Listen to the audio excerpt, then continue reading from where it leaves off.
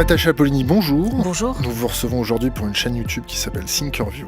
On voudrait avoir votre avis sur le journalisme. Vous avez créé récemment un think tank qui s'appelle... Vous avez assumé la présidence d'un think tank qui s'appelle le Comité Orwell.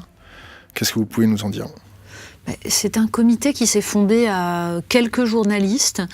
Noms, parce que sur votre site internet, c'est pas très bien fait. On n'arrive pas à avoir accès à toutes les informations du board de ce think tank-là. Alors c'est très simple.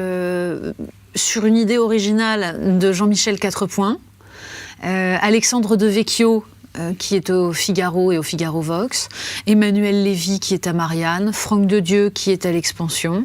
Et voilà, a priori la petite équipe de départ c'était ça, Benjamin Mastramberger aussi. Et puis on a comme ça, au fur et à mesure, agglutiné les énergies. Pourquoi ? Parce que au départ, c'était des discussions entre nous où nous nous disions que le journalisme tel qu'il est pratiqué ne nous plaisait pas, que nous avions cette sensation assez désagréable que certains sujets ne sont jamais traités ou ne sont pas traités comme ils devraient l'être, qu'il y a non pas une chape de plomb comme ça a pu être le cas à un moment donné, vraiment, je pense, dans les années 90-2000, chape de plomb idéologique, alors là, épouvantable.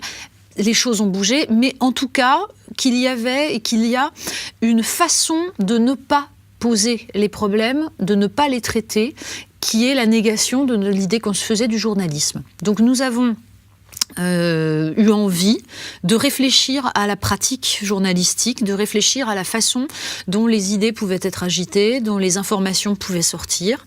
Nous avons lancé un texte, une sorte de manifeste, et ce manifeste a recueilli énormément d'échos. Donc, qu'est-ce que vous appelez énormément d'échos ? Énormément d'échos, ça veut dire... 4500 abonnés sur votre page Facebook. Voilà, 240 abonnés sur votre page YouTube. Exactement. 305 vues sur votre colloque d'ouverture. Oui. Oui, il me semble que d'arriver à mobiliser 250 personnes dans un colloque, c'est quand même pas non plus quelque chose d'évident. On a reçu énormément de messages de gens nous disant bravo, merci de réfléchir à ça. Je pense qu'il y a aujourd'hui une insatisfaction énorme de la part des Français sur ce que sont les médias. Il y a une impression de ne pas être informé, une impression que... Trahison. Oui, réellement, une forme de trahison et l'idée que les médias jouent un rôle de chien de garde. Donc, je pense que... Chien de garde de qui ?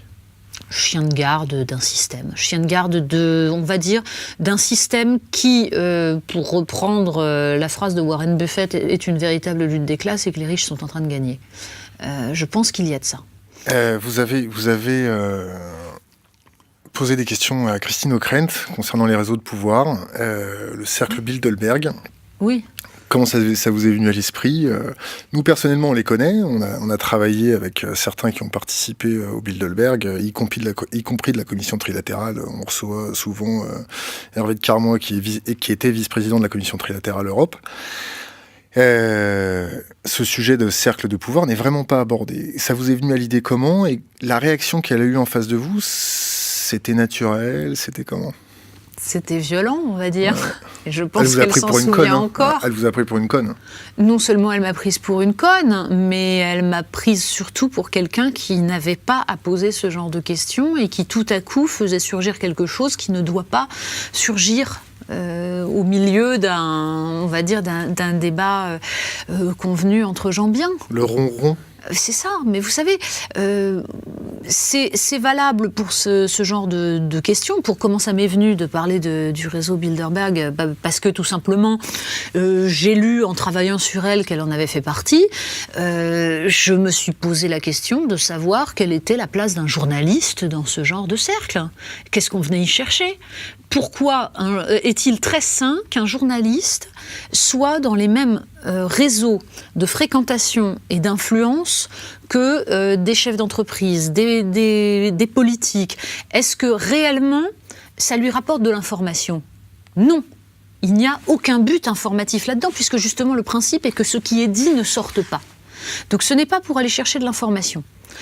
Ce n'est pas pour aller comprendre le fonctionnement on va dire des systèmes politiques et économiques, parce que je pense qu'on peut les comprendre parfaitement sans cela. Donc, est-ce que vous avez déjà assisté à un type de réunion de cette ampleur-là, de ce niveau-là? Non, honnêtement, Est-ce que vous avez déjà été dans un cercle de ce niveau-là? Non, très honnêtement, non. Mais je pense que je n'y serai pas pour une raison simple, c'est que justement, je ne pratique pas mon métier de journaliste de cette façon. C'est-à-dire que je ne pense pas que la proximité avec les hommes politiques, par exemple, m'apporte quoi que ce soit dans ma façon de traiter les questions politiques et de réfléchir au rôle que jouent les politiques, aux choix qui sont les leurs. Vos collègues, le sérail journalistique a fait corps avec vous derrière, ou vous a laissé écoutez, je dans la pense nature? Comment vous dire? J'ai toujours été un peu à part dans les milieux journalistiques où j'ai travaillé, peut-être parce que justement je n'ai pas un parcours de journaliste, je n'ai pas fait d'école de journaliste, moi j'ai une agrégation de lettres, alors évidemment j'ai fait Sciences Po aussi, mais à un moment où j'avais déjà enseigné, où j'étais professeur, donc mon parcours il est plus agrég de lettres que Sciences Po, et j'ai continué à enseigner ensuite en même temps que je pratiquais le journalisme. Donc peut-être que ça m'a donné une façon de traiter les problèmes assez différente. On m'a parfois reproché, parmi mes collègues, de trop intellectualisé, de trop éditorialisé, c'est-à-dire qu'en effet, j'assume la pratique d'un journalisme d'opinion que j'ai appris à Marianne avec Jean-François Kahn, qui m'a toujours expliqué que c'est une tradition française, que ça n'a jamais dérangé personne quand il s'agissait de Jaurès, de Clémenceau, de tout ce qu'on veut, et que c'est une façon de respecter le lecteur. Il sait d'où l'on parle. Donc pour revenir sur le comité Orwell et sur les journalistes, il y a un problème, ça c'est sûr. La question que je vous ai posée quand j'ai été invité au comité Orwell, c'est si le comité Orwell, c'est-à-dire cette prise de conscience, cette émergence de prise de conscience de la profession, ne fonctionne pas, qu'est-ce qui va se passer? Et je vous ai répondu, la révolution. Et je le crois profondément. C'est-à-dire que je pense que dans ce que Christopher Lasch appelait la sécession des élites, c'est-à-dire le fait que nous avons aujourd'hui partout dans le monde des élites qui n'ont plus les mêmes intérêts objectifs que les peuples des pays auxquels ils appartiennent, dans ce cadre-là, si on continue à accepter cette fracture, à laisser se déliter on va dire le bien commun et la préservation du bien commun au sein des nations, je pense qu'on va vers des mouvements violents. Je pense qu'on sent une colère qui monte, une colère qui peut s'exprimer de façon très très diverse. Personne ne sait ce qui peut se passer.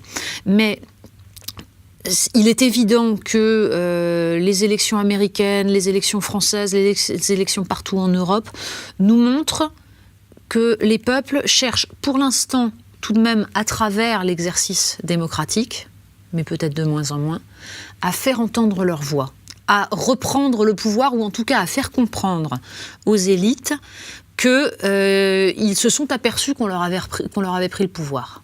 Voilà. Qu'on les prenait pour des cons, tout simplement. Oui, qu'on les prenait pour des cons. Bah oui, mais que les intérêts sont divergents, tout simplement, et qu'on s'assied sur la démocratie.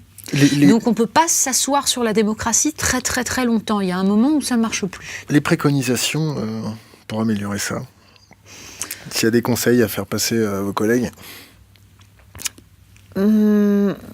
Peut-être ma formation intellectuelle me pousserait-elle à dire que la première préconisation serait de lire.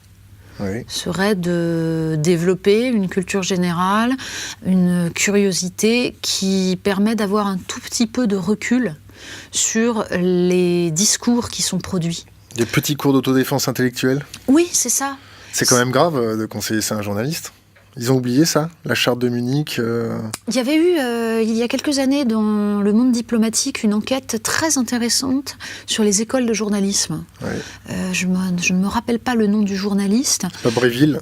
Oui, mais il expliquait à quel point il y avait une chose qui manquait furieusement dans les écoles de journalisme, ce sont les bibliothèques. Et je pense que c'est une des dimensions importantes du problème. C'est-à-dire que jusqu'à présent, les journalistes, le journalisme n'était pas tout à fait une profession comme les autres. Un jour, je me suis pris la tête avec Servan Schreiber. Je lui objectais, c'était à l'époque de l'affaire Assange, et le partenariat entre les maisons de presse et Wikileaks pour traiter les câbles. Et j'étais un petit peu en train de l'asticoter sur l'indépendance des journalistes. Et sa grande tirade a été « Mais vous m'objectez l'indépendance des journalistes. Moi, durant ma longue carrière, je n'ai jamais senti la laisse du pouvoir se tendre sur les journalistes. » Là, on est en 2016. Est-ce qu'il y a une laisse au cou des journalistes C'est-à-dire que pour ne pas sentir la laisse se tendre, il suffit de pas tirer dessus. Oui, pour sentir sa liberté. Donc on sent rien du tout. Mais bien sûr qu'il y a une laisse. Il y a une laisse, d'abord, j'allais dire simplement économique. La situation actuelle des médias fait que les journalistes sont sous dépendance, parce qu'ils sont en permanence menacés de perdre leur travail, tout simplement. Je veux dire, ce qui est en train de se passer dans le groupe de l'Express et l'Expansion, c'est une saignée absolue. C'est-à-dire qu'on a des journalistes qui, aujourd'hui, se retrouvent sur le carreau. Une saignée ou une épuration ? Pour l'instant, je dis une saignée parce que je ne sais pas exactement quels sont les choix qui sont à l'œuvre, mais en tout cas, je pense en effet que ça relève...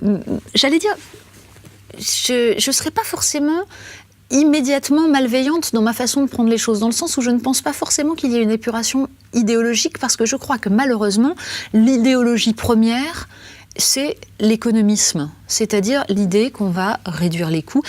Tout ça est fait par des gens qui n'ont aucune notion de ce qu'est une entreprise de presse, qui se foutent complètement de la spécificité du travail d'un journaliste. Mais ils continuent à investir dedans, pourtant. Ça perd du fric. Alors, il reste encore une dimension de prestige et de poids politique dans le fait de posséder un média. Ou de propagande. Même si on perd du fric, même pas seulement de propagande, même pas seulement. C'est simplement l'idée que l'on pèse dans son rapport avec des politiques et avec d'autres milieux économiques. C'est l'équivalent d'une chaîne YouTube avec beaucoup d'abonnés. Voilà, c'est ça. Exactement. On a reçu Denis Robert à plusieurs reprises. Qu'est-ce que vous pensez de Denis Robert ? Écoutez, j'aurais du mal à avoir un jugement définitif parce que c'est quelqu'un que je n'ai jamais rencontré. J'ai suivi son travail, j'ai été intéressée par son travail. Après, je ne me prétendrai pas spécialiste du sujet. Et j'ai horreur de parler quand je ne maîtrise pas suffisamment ce dont je parle. Vous n'avez pas vu son film L'Enquête ? Non, je n'ai pas vu son film L'Enquête. Donc vous êtes au courant de son travail. Quand il a commencé à remuer un petit peu la merde des chambres de compensation avec le Luxembourg, il s'est fait un peu lapider par votre corporation. Alors, comment ça se fait qu'il n'y a pas de solidarité entre les journalistes ? C'est-à-dire il y en a quand il faut, c'est-à-dire quand il faut demander du fric. Oui, ou quand il s'agit d'expliquer, de prendre des airs outrés parce que tel ou tel, par exemple tel ou tel politique dénonce justement des journalistes trop proches du pouvoir. Là, tout à coup, on a vraiment des... Comment ? Mais vous attaquez les journalistes, c'est un scandale.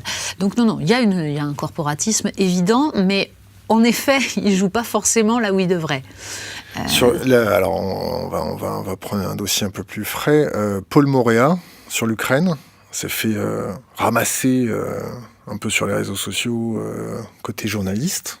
S'est fait aduler par une grande partie de l'Internet par rapport à son indépendance d'esprit, pour ceux qui ont vu son documentaire.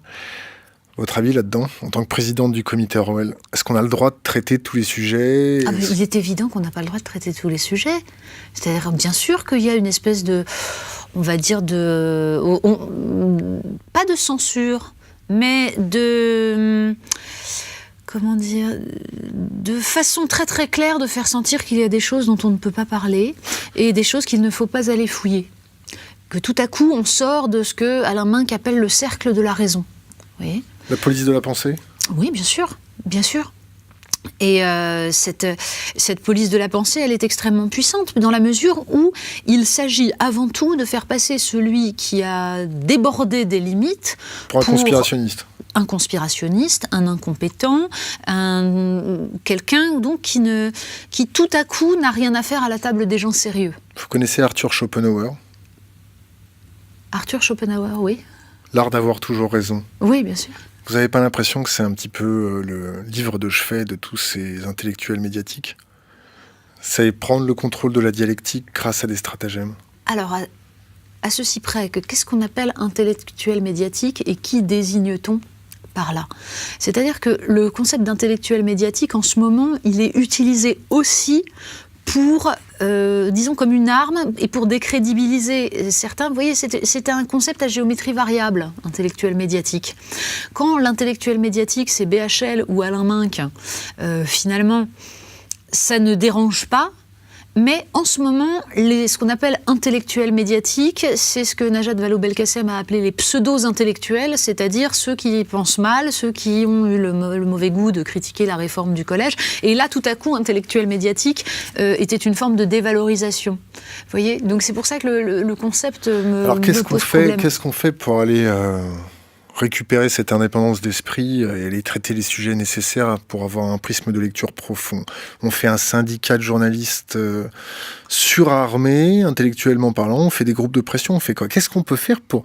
Nous, on a tendance un petit peu à ravager votre profession. Ils savent pertinemment que quand ils viennent commenter les choses chez nous, s'ils n'ont pas l'étoffe ou la trempe d'un Denis Robert, ils se font vaporiser.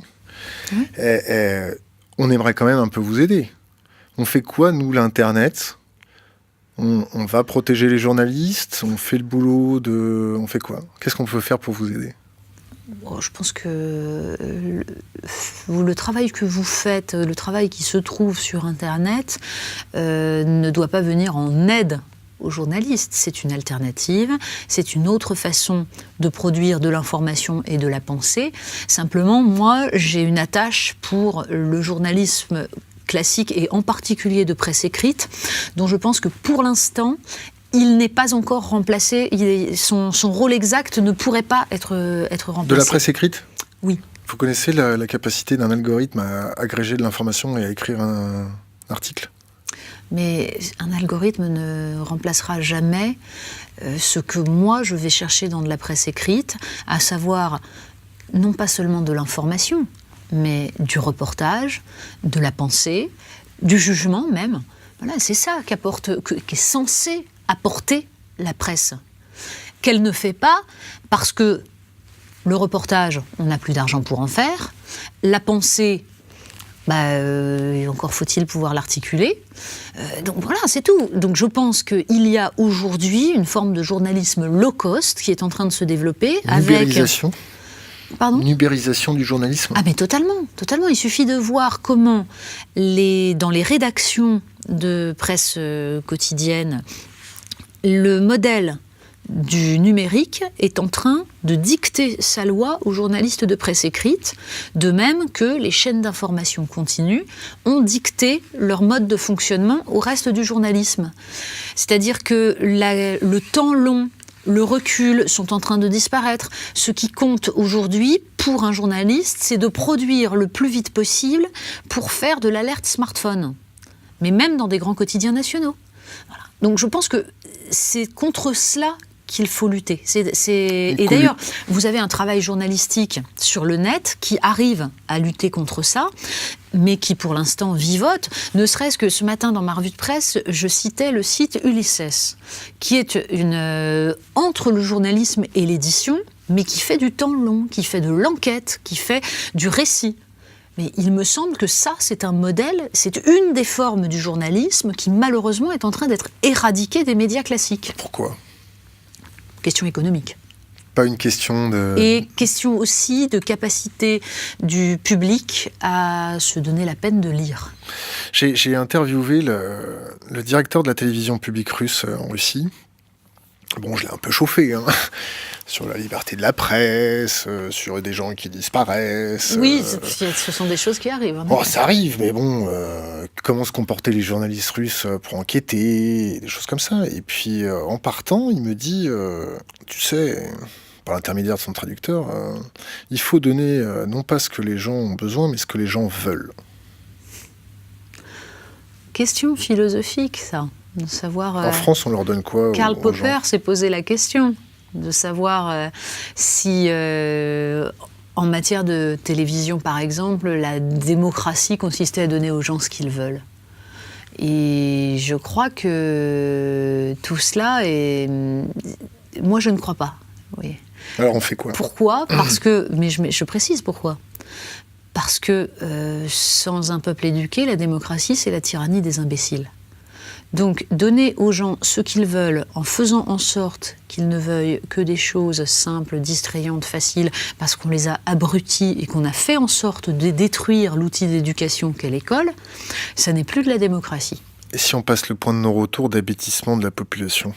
Eh bien, on sort de la démocratie et c'est bien le problème et c'est bien ce qui m'inquiète et on n'en est pas loin. L'état d'urgence, pour vous, c'est quoi?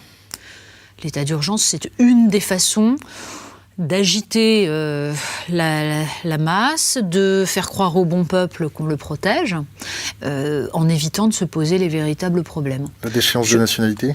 Même chose. Ça fait quand même 1 mois que les médias sont à temps plein sur une question absolument ridicule. Mais il faut que ça passe, c'est tout. Non mais pourquoi il faut déchoir quelqu'un de sa nationalité? Est-ce que vous avez étudié un petit peu, à partir de 2001, tous les executive orders américains, le Patriot Act, et tout l'arsenal législatif autour de l'emprisonnement, la torture, le kidnapping et l'assassinat? Est-ce que c'est pas plus facile pour un État français, maintenant, d'aller demander des informations d'une façon un peu plus prédatrice sur un détenu, parce que comme il sera plus protégé par notre Constitution, il aura une extraterritorialité de sa justice? Est-ce que c'est pour ça que les médias sont en train de nous en faire manger pendant 1 mois, là? C'est-à-dire qu'après, on va aller attraper les terroristes, puis il va falloir les faire parler. Mais si on fait parler un terroriste qui est d'origine française, on va peut-être pas pouvoir le torturer comme on pouvait torturer un sauvage déchu de sa nationalité. Alors, peut-être suis-je un peu naïve, ou peut-être suis-je beaucoup plus pessimiste que vous sur les journalistes, je ne sais pas. Mais j'ai tendance à penser que ça n'est même pas ça le problème. Ah ouais? Oui, que le problème, la raison pour laquelle les journalistes s'agitent depuis 1 mois là-dessus, c'est parce que le marigot politicien les fascine. C'est parce que de savoir si Hollande a mis un poignard dans le dos de Sarkozy et si la droite va se faire trianguler. Plus belle la vie politique. Mais évidemment. Santa Barbara, telenovela. C'est uniquement ça. Ouais. Uniquement. Ils vont pas du tout aller réfléchir aux implications réelles. Là, dans le journalisme classique, on fait pour sanctionner ces gens-là? Il y a une hiérarchie implicite. Tout en haut, il y a les journalistes politiques. Les autres, c'est le lumpen prolétariat, en particulier les journalistes sur les questions de société, etc. Pourtant, c'est le plus important. Or, les journalistes politiques sont, on va dire, des commentateurs sportifs. Machin a couru plus vite que l'autre. C'est qui le meilleur commentateur? Meilleur commentateur, ça je ne sais pas, parce que justement, ça m'ennuie profondément, le commentaire sportif, vous voyez. Donc, bon, mais comment vous dire, ce sont des spécialistes de la vie politique des partis. Sauf que quand vous regardez là aussi le fonctionnement d'une rédaction, quand il s'agit d'aller interviewer un homme politique en vue, on se fout de savoir quelle est sa spécialité. On envoie les journalistes politiques, qui vont évidemment être incapables de l'interroger sur les réelles décisions politiques qu'il prend. Vous savez, dans une rédaction de journal, on est capable d'aller interroger le ministre de l'Éducation nationale sans demander aux journalistes spécialistes d'éducation. Non, ça arrive. Parce que ce qui compte, c'est que les journalistes politiques viennent lui demander « alors, vous postulez à quoi ? Et alors, quelle est votre tactique pour battre machin ?» etc. Il n'y a que ça qui les intéresse. Donc, je pense aussi que... ça explique beaucoup du fonctionnement des journaux. Vous voyez, par-delà les questions purement idéologiques de fond. C'est-à-dire que justement, malheureusement, il n'y a pas d'idéologie, il n'y a pas de réflexion. C'est des coquilles creuses ou c'est simplement des putafriques? Ils courent après le fric. Alors après, il y a des questions de génération. C'est-à-dire que il y a eu toute une tradition du grand journalisme politique à la française, qui d'ailleurs a bien du mal à comprendre que la proximité avec son sujet peut parfois être très très problématique. Voilà, donc, mais les jeunes aujourd'hui, les jeunes journalistes ont tendance à reproduire ça, alors en étant un peu plus mordants, en étant un petit peu plus rentre-dedans, moins dans la connivence. Mais tout de même, ils vont, alors pour le coup, pécher par absence de culture politique, absence de culture historique, qui leur interdira ne serait-ce que de faire preuve du minimum de mémoire qui permet d'interroger un homme politique sur ses choix, sur son parcours, sur la cohérence de ce qu'il fait. Est-ce que c'est le principe de Peter appliqué à votre profession ? C'est possible. C'est possible, je pense que c'est surtout... Vous pouvez nous rappeler le principe de Peter ? Le principe de Peter, c'est le principe d'incompétence. Hein. C'est l'idée que on atteint au bout d'un moment son seuil d'incompétence, si je ne me trompe, c'est bien ça. Si mes souvenirs sont bons, c'est qu'on place les éléments les plus incompétents à des hauts postes parce que c'est là où ils font le moins de mal. Voilà, c'est ce qu'on appelle l'éviction par le haut aussi, que j'ai vu beaucoup pratiquer. Et c'est aussi le fait que, plutôt dans ce principe, il y a l'idée que chacun va monter les échelons jusqu'au moment où il ne pourra pas monter parce qu'on voit qu'il a atteint son seuil d'incompétence. Sauf qu'une fois qu'il a atteint son seuil d'incompétence, il est là. Geoffrin, il est incompétent ? Est-ce que Geoffrin est incompétent ? Je ne dirais pas ça. Enfin... Je n'ai jamais trouvé que les résultats qu'il avait donnés à la tête des rédactions qu'il a dirigées étaient fulgurants. Je veux dire, en termes même de nombre de lecteurs, de développement d'un titre. Après, chez Laurent Geoffrin, il y a un problème idéologique. Là. Moi, j'ai du mal avec quelqu'un qui considère que son travail est de faire en sorte d'abord de défendre mordicus la politique d'un président de la République qui a trahi toutes ses promesses de campagne, et ensuite de criminaliser tous ceux qui pourraient éventuellement s'opposer à cela ou faire valoir qu'il y a d'autres politiques possibles. Sa façon de jeter l'opprobre sur les opinions qui le dérangent, c'est ça ? Oui, de traiter carrément de crypto-fasciste à peu près tout ce qui ne rentre pas dans le cadre, on va dire, de la gentille social-démocratie, qui d'ailleurs n'est même plus une social-démocratie, mais du libéralisme pur. Quand il me dit, il y a énormément d'informations qui passent, il n'y a pas de police de la pensée, il n'y a pas de cycle orwellien du journalisme. Oui, ça s'appelle se moquer du monde. Hein, Ou être déconnecté ? Je pense que malheureusement, ce genre de personnage arrive très sincèrement à se persuader de ce qu'il dit. C'est-à-dire qu'il est convaincu qu'il est en lutte contre une France rance, nauséabonde, parce que dans ces cas-là, vous avez remarqué qu'il y a quand même une sensibilité olfactive assez marquée chez ces gens-là. C'est toujours les adjectifs olfactifs qui prévalent. Et donc, je pense qu'il est intimement convaincu d'être dans le camp du bien face aux salauds. Vraiment. Et qu'il fait œuvre de salubrité publique en essayant à tout prix d'empêcher que puisse surgir une alternative.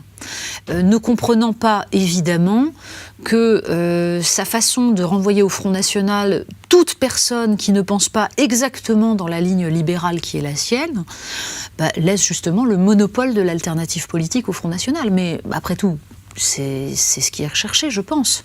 C'est l'idée qu'on a besoin d'un diable. On va pouvoir agiter ce diable, et tant qu'il existe, on continue soi-même à exister.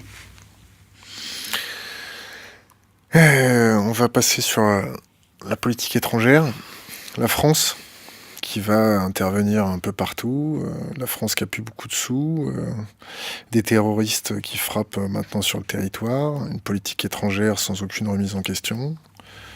Non seulement sans aucune remise en question, mais qui poursuit depuis des années maintenant un alignement sur les États-Unis qui est la négation absolue de tout ce qu'avait été sa tradition diplomatique. Et qui le fait en plus pour les pires raisons qui soient. Tout simplement parce qu'il n'y a plus d'argent. Et parce que, du coup, on pense qu'il faut aller prendre les capitaux là où ils sont, c'est-à-dire en Arabie Saoudite et au Qatar. Je crois très sincèrement que notre diplomatie est dictée par notre besoin d'argent et que pour faire illusion ensuite, on s'invente des guerres un peu partout, en n'ayant pas d'ailleurs les moyens suffisants pour les mener, dans la mesure où le budget militaire a été réduit de façon ahurissante. Rincé. Mais nettoyé. Mais comme la posture du chef de guerre, ça marche encore en France et que ça permet de gagner des points dans les sondages, tout à coup on s'aperçoit que c'est pas mal l'armée. Si vous aviez à vous positionner dans cette phrase, c'est à ces politiques qui leur crèvent les yeux ou à ces foules aveugles ? Redites-moi la phrase, je sais pas. À ces politiques qui leur crèvent les yeux ou à ces foules aveugles ?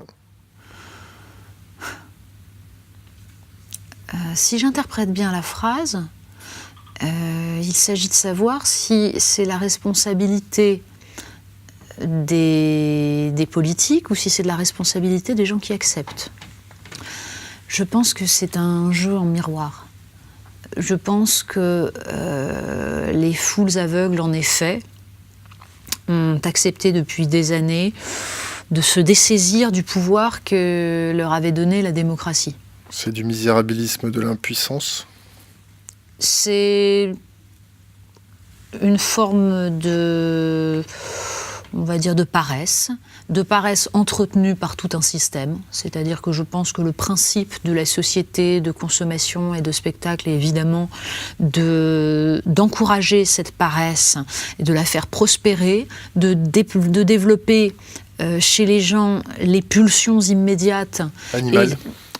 Oui, bien sûr. Le principe même de la consommation à travers incité par la publicité, c'est ça. C'est de jouer sur les pulsions en activant des stimuli pour justement éviter toute réflexion, tout recul. On est dans la manipulation pure. Quand Patrick Lelay explique que son métier consiste à vendre à Coca-Cola du temps de cerveau humain disponible, il a résumé le fonctionnement de la démocratie aujourd'hui. Les gens sont cons ? On les a rendus cons. On fait en sorte qu'ils soient cons. Moi, j'ai un très très grand respect pour les savoirs non scolaires, les savoirs non universitaires.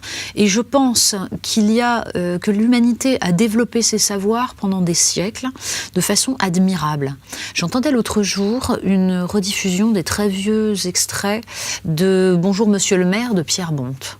Ça paraît totalement ringard. Il allait dans le fin fond de la France paysanne dans les années 60 et il interrogeait des gens dont on comprenait qu'ils avaient une intelligence et une masse de culture absolument énorme. C'est une culture qui a été éradiquée. Qui a été éradiquée par quoi ? Par un triptyque, télévision, publicité, grande distribution. Ce qui a petit à petit englué ces gens chez eux, devant leur télé, en rompant tous les liens sociaux qu'ils pouvaient avoir avec le monde qui les entourait, et qui les a incités à rêver de ce qu'ils allaient pouvoir trouver le samedi au supermarché. Je pense qu'il y a là une aliénation absolument monstrueuse. C'est cette catatonie émotionnelle créée dans la population par cet anesthésique qui est la presse, ce show, ce cirque, crée maintenant une incompréhension entre les flux de migrants, la douleur des migrants, la souffrance des migrants.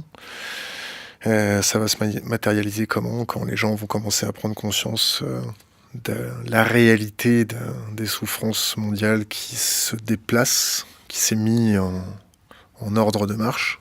Ça peut être extrêmement dangereux.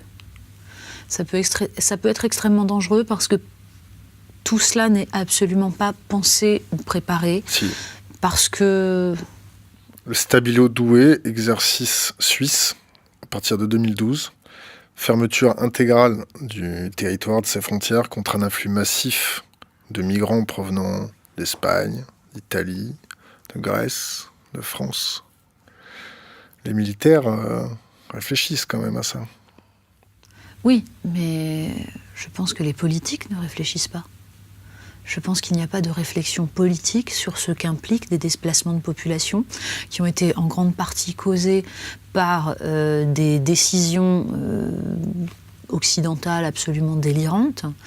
Nous sommes en train quand même de payer la guerre d'Irak, la guerre de Libye, qui ont déstabilisé totalement des pays, et dans une irresponsabilité totale. Donc aujourd'hui, cette souffrance provoquée va déstabiliser mécaniquement les sociétés européennes, et tout cela n'est absolument pas anticipé. Vous croyez à la balkanisation de l'Europe ? Oui, je le crains. Je crains qu'il y ait un éclatement total des nations et des luttes violentes, parce qu'on voit monter la violence aujourd'hui. On voit que dans l'ensemble des pays européens, il y a des radicalisations de toutes parts. Chaque camp idéologique, ethnique, se radicalise et montre de moins en moins d'empathie, de moins en moins de capacité à penser les choses politiquement. Donc je crains énormément que dans l'avenir, il puisse y avoir véritablement des éruptions de violence. On sait très bien, l'histoire nous montre qu'une société censément civilisée peut basculer dans la barbarie extrêmement rapidement. Jusque-là, tout va bien. Écoutez, moi je ne pense pas que tout aille bien, mais tant qu'on a des dirigeants qui se rassurent en s'imaginant qu'ils s'en tireront et en ne réfléchissant pas plus loin qu'à 1 ou 2 mois, ou au mieux à l'élection suivante, ça continuera. Mais très honnêtement, je pense que c'est pour ça que notre responsabilité, notamment en tant que journaliste, est d'essayer de penser le temps long. C'est d'essayer justement de décrypter des mouvements qui sont des mouvements intellectuels, des mouvements de pensée, des mouvements d'opinion bien plus vastes. Mais pour ça nécessite d'abord de prendre le temps de réfléchir. Ça nécessite aussi la culture suffisante, justement, pour être capable de faire le lien entre les événements. On va changer de sujet. Edward Snowden, ça vous fait penser à quoi ?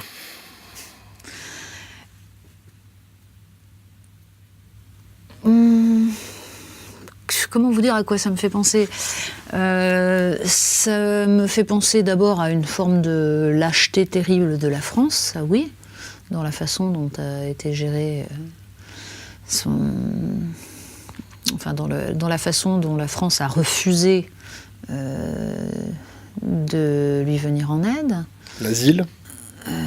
Oui. Que vous dire de plus ? La NSA ? Je pense que nous avons totalement renoncé à faire prévaloir, on va dire, une indépendance. Toi, en tant que journaliste, vous faites comment pour protéger vos sources ? La caste journalistique ne sait pas chiffrer ses mails. La caste journalistique a une connaissance parcellaire, ou voire vaporisée du milieu numérique. J'ai beau discuter avec eux, leur expliquer que la confidentialité d'une enquête, c'est important, que vous pouvez mettre en danger toute une salle de rédaction avec une demi-clé USB. Ils sont complètement à l'ouest. Est-ce qu'il y a des cours je connais 2 journalistes dans le numérique qui font correctement leur boulot et on leur manifeste notre respect, Jean-Marc Manac et Marc Ries. Il y en a d'autres. Mais ces 2-là essayent de prêcher un petit peu leurs confrères. Vous savez chiffrer un mail ? Non, bien sûr. Mais vous savez, moi, je suis pas une journaliste d'investigation. Non, mais vous êtes présidente d'un think tank maintenant. C'est vrai. Et donc, en effet, je pense que quand on est journaliste d'investigation, il y a ce genre de précautions à prendre. Mais je vais être très honnête avec vous. Moi, ma pratique journalistique, elle est d'un autre ordre. C'est-à-dire qu'il y a différentes formes de journalisme. Je n'incarne pas le journalisme d'investigation. Moi, je suis quelqu'un qui essaye de penser le monde, tout simplement, et d'en décrypter les mouvements idéologiques. Alors Snowden, c'est quoi ? C'est un mouvement idéologique ? C'est la réminiscence de l'affaire Farwell, mais côté américain cette fois-ci ? Qu'est-ce que c'est ? Oui, c'est la révélation absolue d'une forme d'impérialisme extrêmement puissant et extrêmement violent, on va dire, d'un rouleau compresseur, malgré tout, sous les apparences débonnaires d'une puissance en temps de paix. Mais il n'y a pas de paix. On a récemment interviewé le ministre conseiller de l'ambassade de Russie, puis juste après son patron, l'ambassadeur Alexandre Orlov, ambassadeur de la Fédération de Russie. Comme on est un peu taquin, on a appelé les Américains derrière. On leur a proposé le même deal, avec les mêmes choses. Et on s'est rendu compte que pour avoir une interview de l'ambassadrice américaine, c'était déjà 10 minutes maximum, et qu'il fallait... c'était mieux d'envoyer les questions juste avant. Quand on leur a dit qu'on venait de YouTube et qu'on procédait pas comme ça, que toutes les interactions qu'on allait avoir avec eux allaient être publiques, ils ont commencé à tousser. Comment ça se fait que les journalistes acceptent d'aller, je vais pas dire tapiner, parce que donner ces questions avant, c'est tapiner, non? C'est quoi? Alors c'est compliqué et ça dépend dans quel cadre. Et puis ça dépend si c'est toutes les questions que vous donnez et si ça interdit les relances après, vous voyez. C'est-à-dire, est-ce que j'ai déjà eu à donner mes questions avant? Non, jamais. Mais en tout cas pas en télé. Un thème, quoi. Vous donnez les axes, genre nous on dit géopolitique, internet, finance, voilà, terrorisme. C'est ça, pas plus. Voilà, pas plus. Pas plus. Donner les questions avant. Enfin, comment vous dire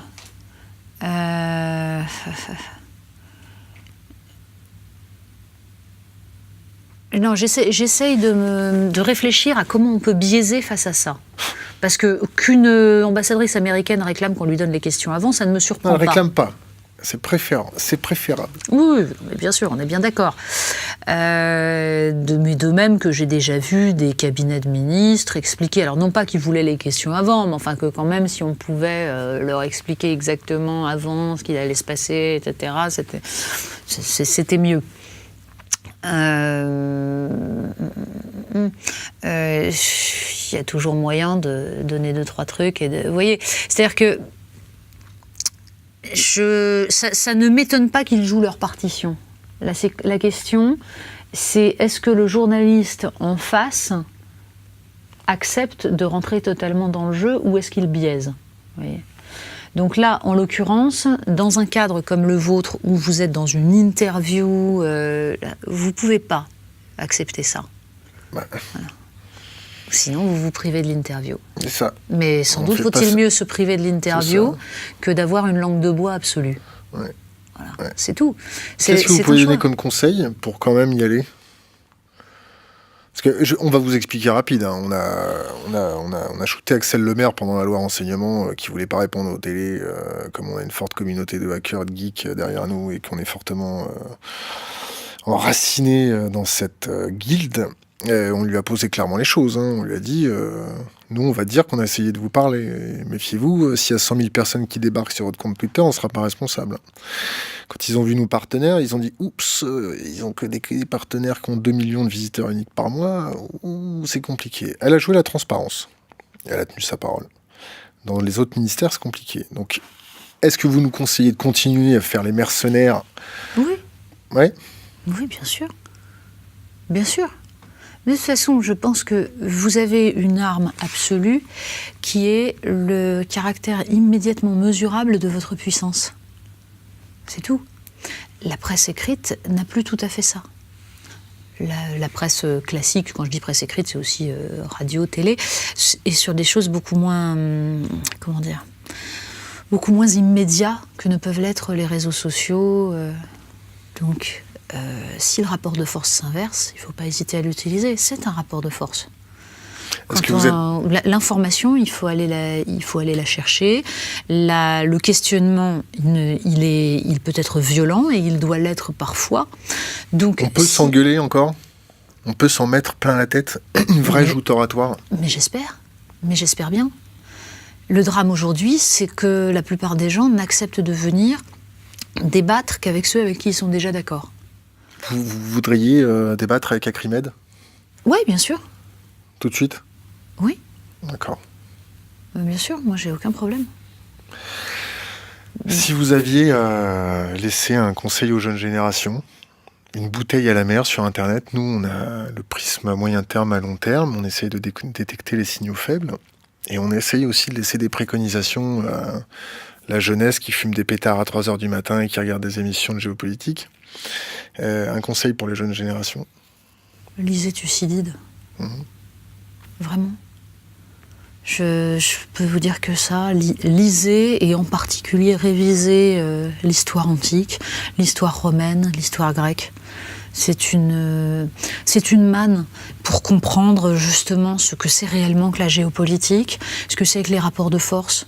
Quand vous lisez dans la guerre du Péloponnèse la façon dont Athènes a traité la petite île de Mélos, qui voulait rester neutre dans la guerre, qui ne voulait pas, surtout pas se mêler du conflit, et qu'Athènes leur a dit « mais attendez, nous on veut pas de neutralité, si vous n'êtes pas avec nous, vous êtes contre nous ».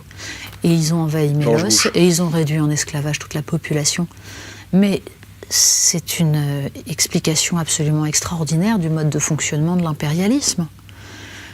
Si vous regardez le fonctionnement d'Athènes, la façon dont ils appliquent, et dont ils sont très fiers d'appliquer en leur sein la démocratie, mais la façon dont ils traitent leurs alliés, vous comprenez d'abord que ce ne sont pas des alliés. Que c'est que, voilà, que ce ne sont pas des alliés mais des subordonnés, et ça vous rappelle un impérialisme actuel assez marqué. Et ensuite, ça vous explique pourquoi ça s'est effondré, parce que ça finit par s'effondrer. Ouais. Ségolène Royal au Quai d'Orsay, ça vous fait penser à quoi? Pardon. La bravitude. C'est... Ouais. Vous avez d'autres choses à nous poser, des questions à nous poser, vous, à votre tour?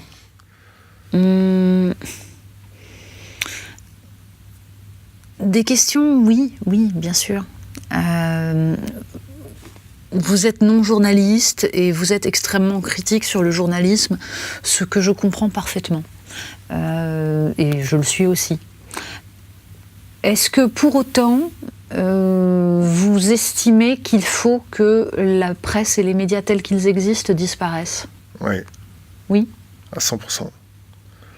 Et est-ce que vous croyez que... Je vais délayer la réponse. Quand vous avez trahi la confiance de quelqu'un, jamais vous ne pouvez revenir en arrière. Oui, ça, je crois que c'est vrai. Je crois que c'est vrai. En même temps, et je pense d'ailleurs qu'il y a moyen aujourd'hui, en tout cas, de réfléchir à une façon de développer sur le net l'ensemble de ce qu'apporte. Je disais tout à l'heure que je pense que pour l'instant, le travail que fait le journalisme de presse écrite notamment, on ne le trouve pas sur le net sous la même forme. C'est vrai, je le pense. Pour autant, je pense qu'à terme, de toute façon, ça se passera. On est dans une phase de transition. Et ce que moi, je viens chercher dans la presse, je crois que ça peut surgir aussi de diverses manières sur le net.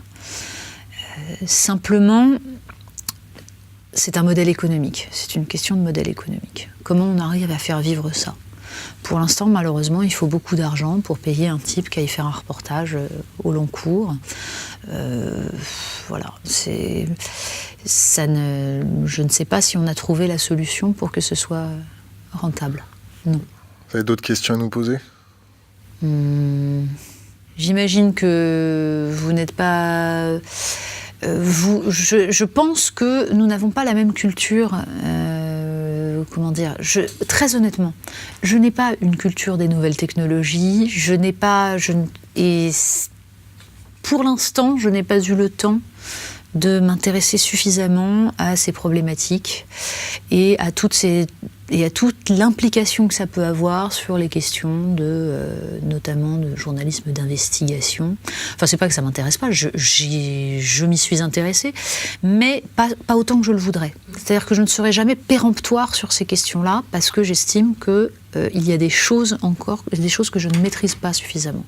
J'ai une culture trop classique pour ça. Mais, je sais pas si ça tourne encore, c'est quoi une culture trop classique ? On va dire que je suis quelqu'un de l'écrit. Mais véritablement. Quelqu'un qui va s'intéresser spontanément au récit, à à la pensée, à l'idéologie. Voilà. Je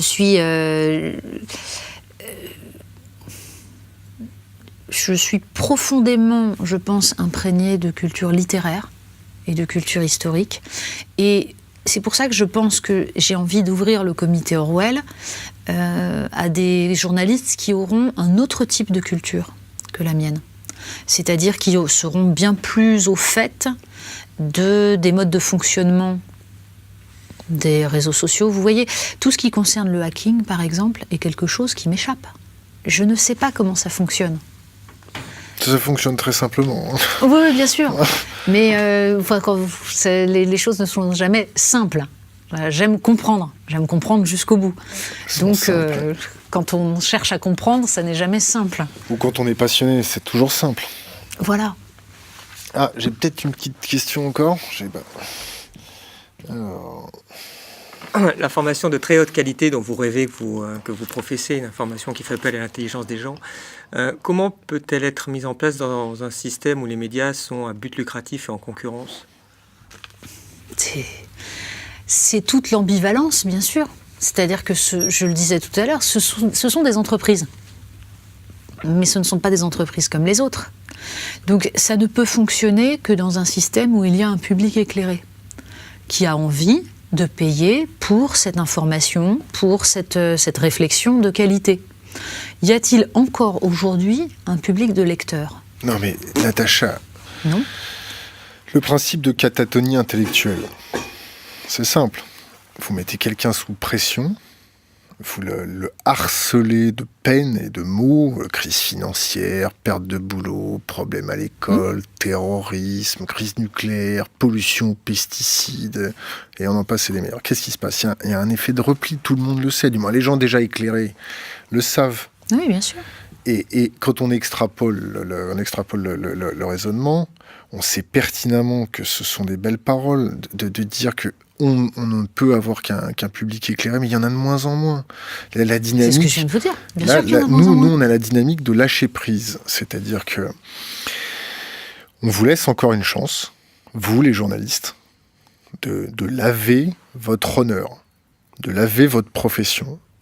Mais, le cercle Orwell, pour nous, le comité Orwell, au départ, on l'a un peu mal pris que vous appeliez comme ça, parce que c'est lourd de symbolique pour nous.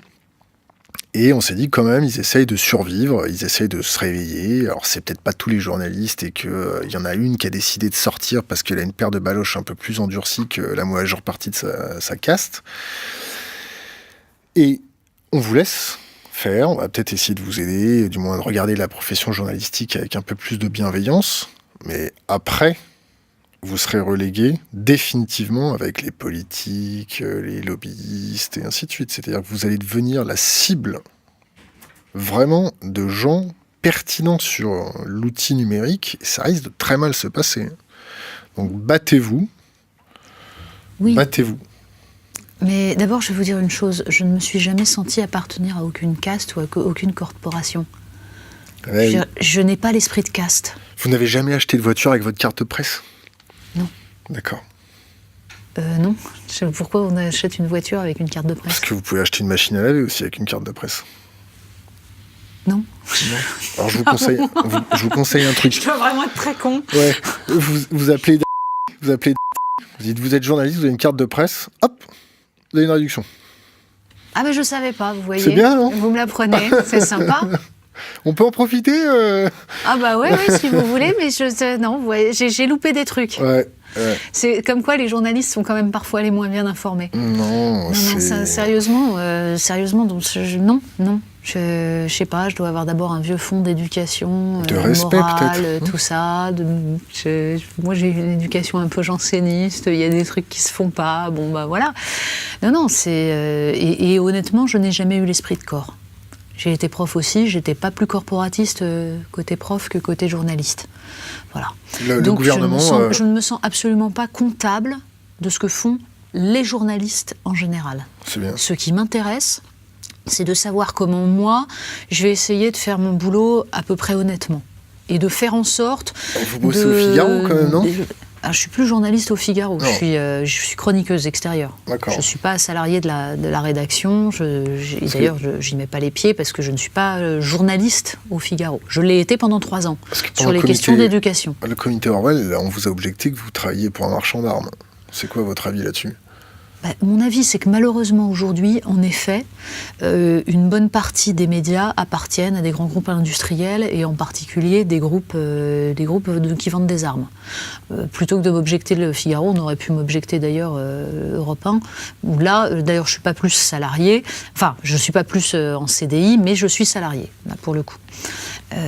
Simplement, j'ai commencé mon travail de journaliste à Marianne, qui est un des rares journaux indépendants.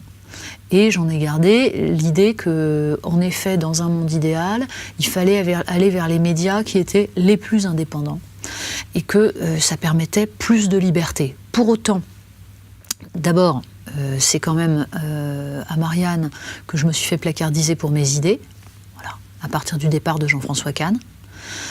Le journal s'est recentré vers quelque chose de gentiment gauche bien pensante, social-démocrate. Donc j'avais plus ma place. Voilà. Alors que au Figaro, j'ai pu, quand j'étais journaliste sur les questions d'éducation, dire tout le mal que je pensais des lois Châtel. Je me suis jamais fait taper sur les doigts. La seule fois où je me suis fait taper sur les doigts, c'était quand j'étais invitée comme éditorialiste sur les plateaux de télévision, moi qui n'étais que rubricard d'éducation, ce qui fait partie des hasards de la vie. Bon, ça s'est trouvé comme ça. Et alors, taper sur les doigts, ça s'est manifesté comment ? Taper sur les doigts, non. C'était un coup de téléphone d'un supérieur hiérarchique me disant « Écoute, la prochaine fois, essaye d'y aller mollo ». Comment il s'appelle ?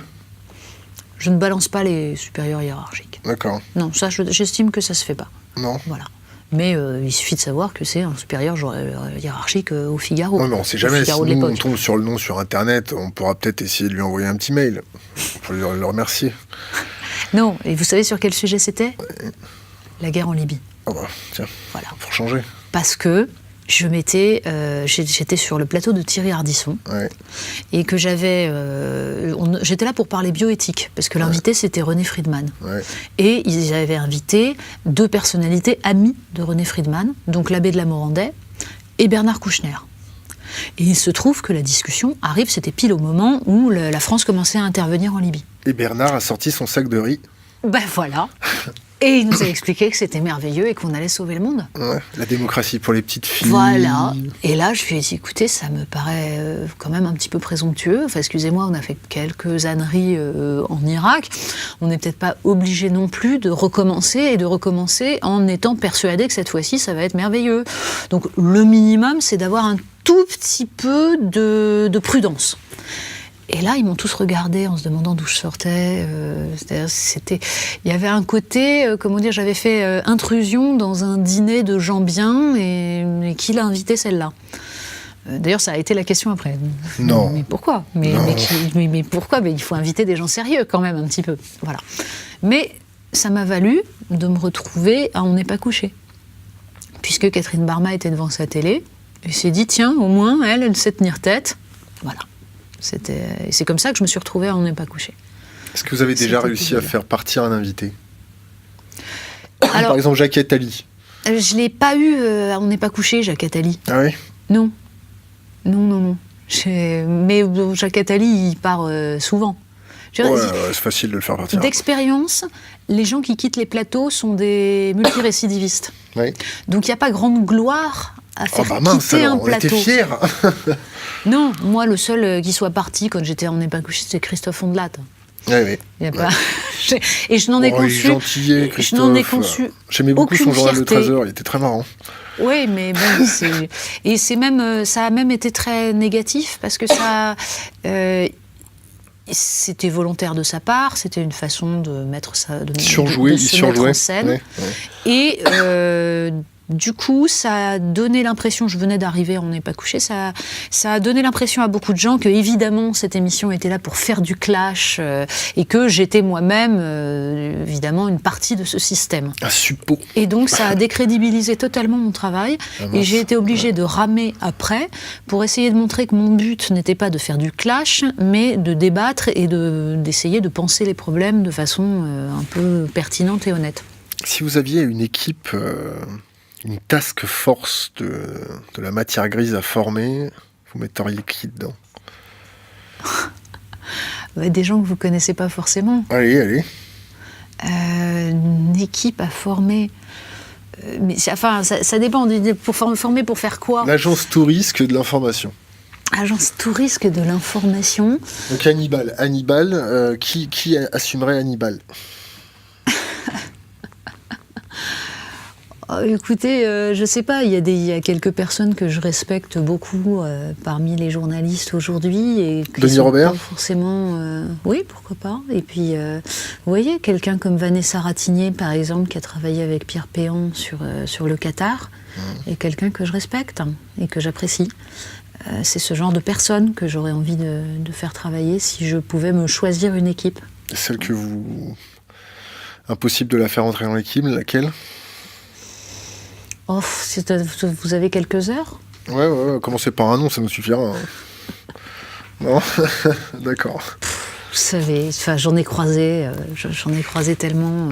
Il faut nous donner des cibles. Des cibles, mais je ne fonctionne pas par cible. D'accord. C'est-à-dire que c'est pas une question de l'acheter, c'est que je me fous des personnes. Pour moi, c'est totalement anecdotique. Oui, mais le vecteur d'idées, c'est le principe. Le principe, c'est la personne, certes, le messager n'est rien par rapport au message. Mais quand vous êtes dans un théâtre d'opération, il faut savoir aussi neutraliser les vecteurs. Vous les journalistes, vous faites neutraliser d'une façon acceptée, ou du moins la plupart se font neutraliser, ou consciemment, ou avec leur aval. Nous, on neutralise les vecteurs. C'est notre plaisir. Donc, quand vous avez un journaliste qui est vecteur d'une mauvaise information ou d'une information qui est biaisée, on commence à s'intéresser aux journalistes. Et on court-circuite ce vecteur-là. Vous n'avez pas un petit nom à nous dire, celui qui... Oh, je pense que vous les connaissez aussi bien que moi. Ouais. Non, c'est... honnêtement, c'est pas... Vous voyez, moi, ma façon de fonctionner... Mais c'est une façon aussi, et c'est un tort sans doute très individuel, parce que c'est peut-être parce que j'ai un parcours un peu à part. Ma façon de fonctionner, ça a toujours été de faire mon boulot du mieux que je pouvais, en suivant une ligne idéologique, en défendant les valeurs qui sont les miennes, les idées qui sont les miennes. Il se trouve que j'ai eu le bol de profiter d'un système audiovisuel qui a besoin de mettre des femmes. Voilà. Je suis bénéficiaire de la... discrimination positive. Oui, de la discrimination positive, de la parité. Pour ou contre la discrimination positive? Moi, je suis contre la discrimination positive. Je pense qu'il est nécessaire que l'ensemble de la population soit représentée dans les médias comme ailleurs, mais que ce n'est pas par la discrimination positive qu'il faut le faire. Vous assumez vos opinions. Vous avez une garde rapprochée contre les terroristes? Non, pourquoi? Est-ce que vous comprenez que certains journalistes soient protégés par l'État? Écoutez... Surtout en ce moment. S'ils ont reçu des menaces de mort, oui, il me semble que ça... Enfin, je ne sais pas, je comprends que... Est-ce que vous pensez que ce dispositif est suffisamment puissant pour protéger nos journalistes, ceux qui font leur boulot? Est-ce qu'on a mis suffisamment de moyens pour protéger les femmes journalistes? Non, je pense qu'on a vu que tout dispositif de protection, de toute façon, avait peu de chances de faire face à des attaques de personnes déterminées. Mais je pense que c'est... comment dire, ça dépend de quelle menace vous parlez, de quel type de menace et de quelle... Alors, nous, on fait de la veille aussi sur les terroristes, et on voit beaucoup de réseaux s'activer sur les femmes journalistes, et on trouve qu'on ne met pas assez le paquet pour les protéger. et on en profite pour faire passer un message. Voilà. Oui, c'est possible. Je pense que... On va encore en manger pour 30 ans, vous savez. Ah, ça c'est sûr. C'est sûr qu'on parle de problèmes de très long terme. Mais je crains malheureusement que la protection, même si elle est nécessaire, ne soit jamais totalement suffisante. Vous savez manier une arme ? Non, mais comme je suis quelqu'un d'extrêmement... comment dire ?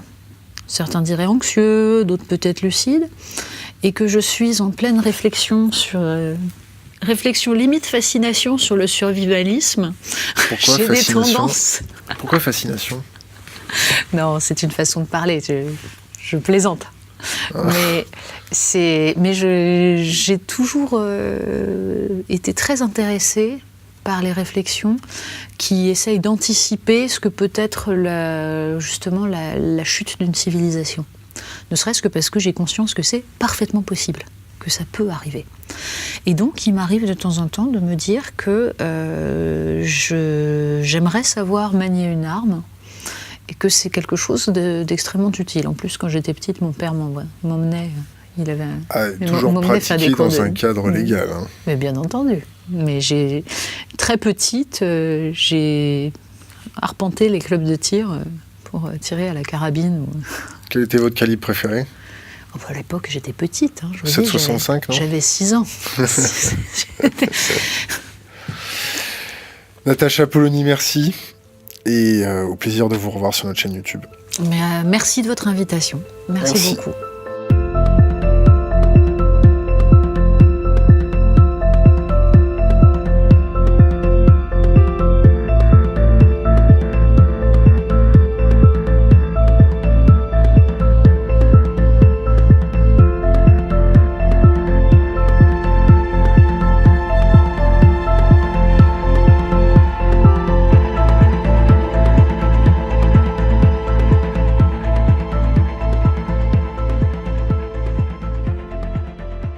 Ubérisation du journalisme ? Ah mais totalement.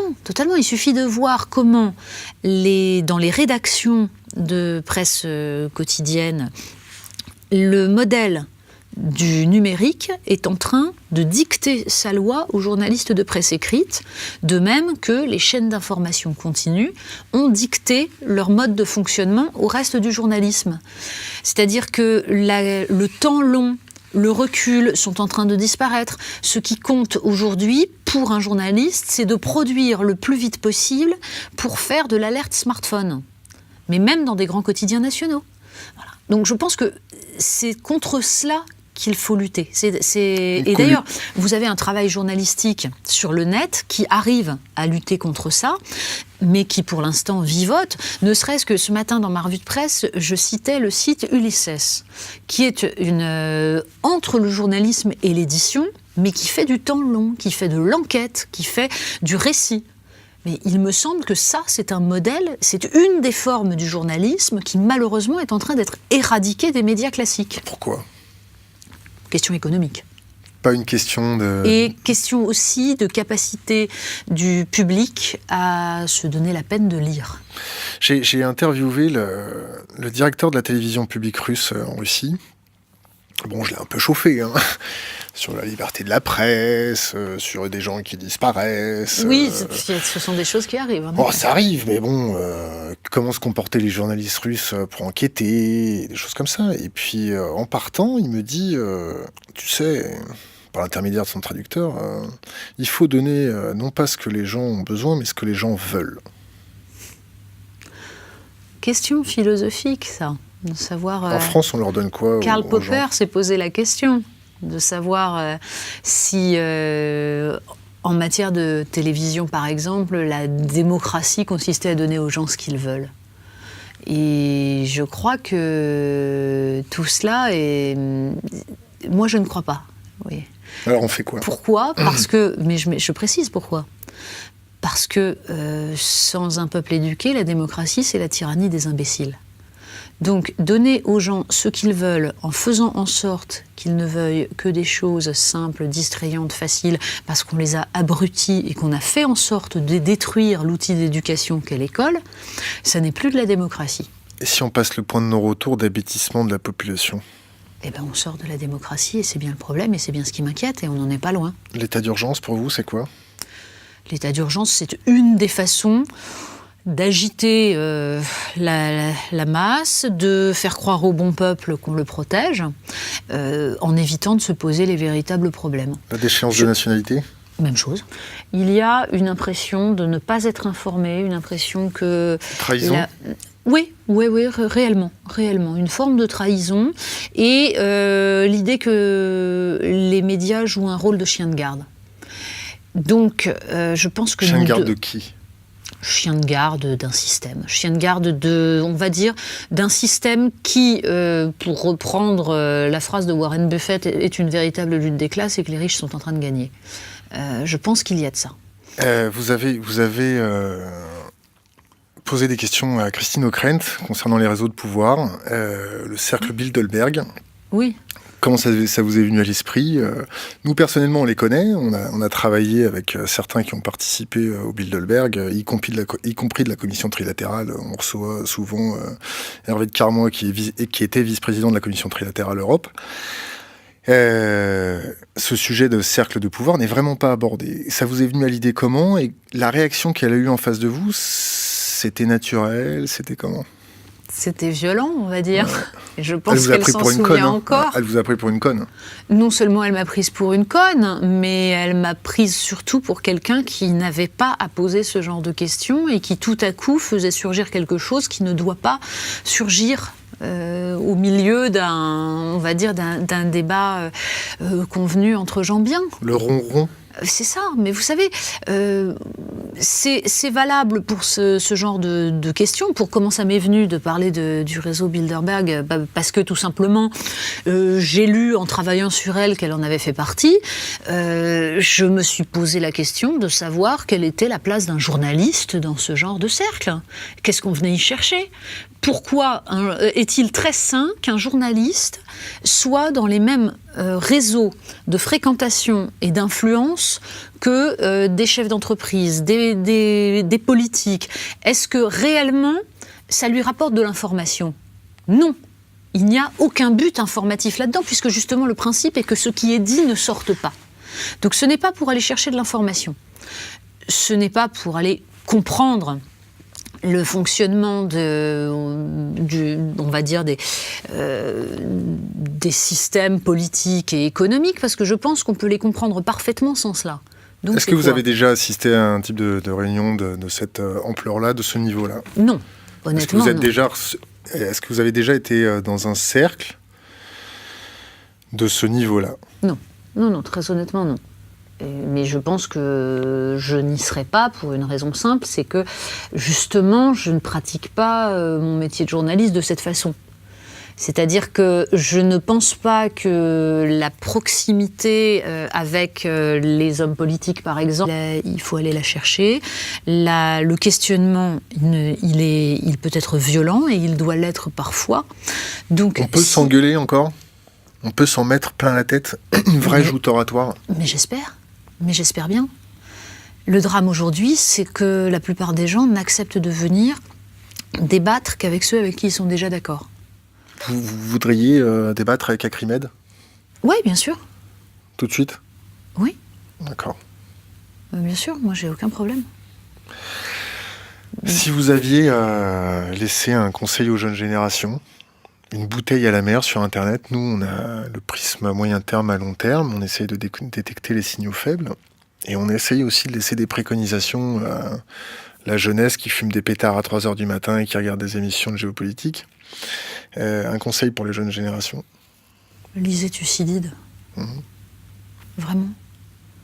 Je peux vous dire que ça, lisez et en particulier révisez l'histoire antique, l'histoire romaine, l'histoire grecque. C'est une manne pour comprendre justement ce que c'est réellement que la géopolitique, ce que c'est que les rapports de force.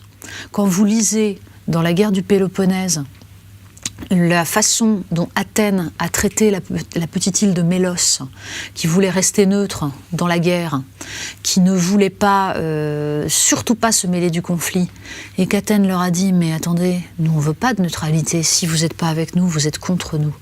Et ils ont envahi Mélos, et ils ont réduit en esclavage toute la population. Mais c'est une explication absolument extraordinaire du mode de fonctionnement de l'impérialisme. Si vous regardez le fonctionnement d'Athènes, la façon dont ils appliquent, et dont ils sont très fiers d'appliquer en leur sein la démocratie, mais la façon dont ils traitent leurs alliés, vous comprenez d'abord que ce ne sont pas des alliés. Que c'est que, voilà, que ce ne sont pas des alliés mais des subordonnés, et ça vous rappelle un impérialisme actuel assez marqué. Et ensuite, ça vous explique pourquoi ça s'est effondré, parce que ça finit par s'effondrer. Ouais. Ségolène Royal au Quai d'Orsay, ça vous fait penser à quoi? Pardon. La bravitude. C'est... Ouais. Bon. Vous avez d'autres choses à nous poser, des questions à nous poser, vous, à votre tour?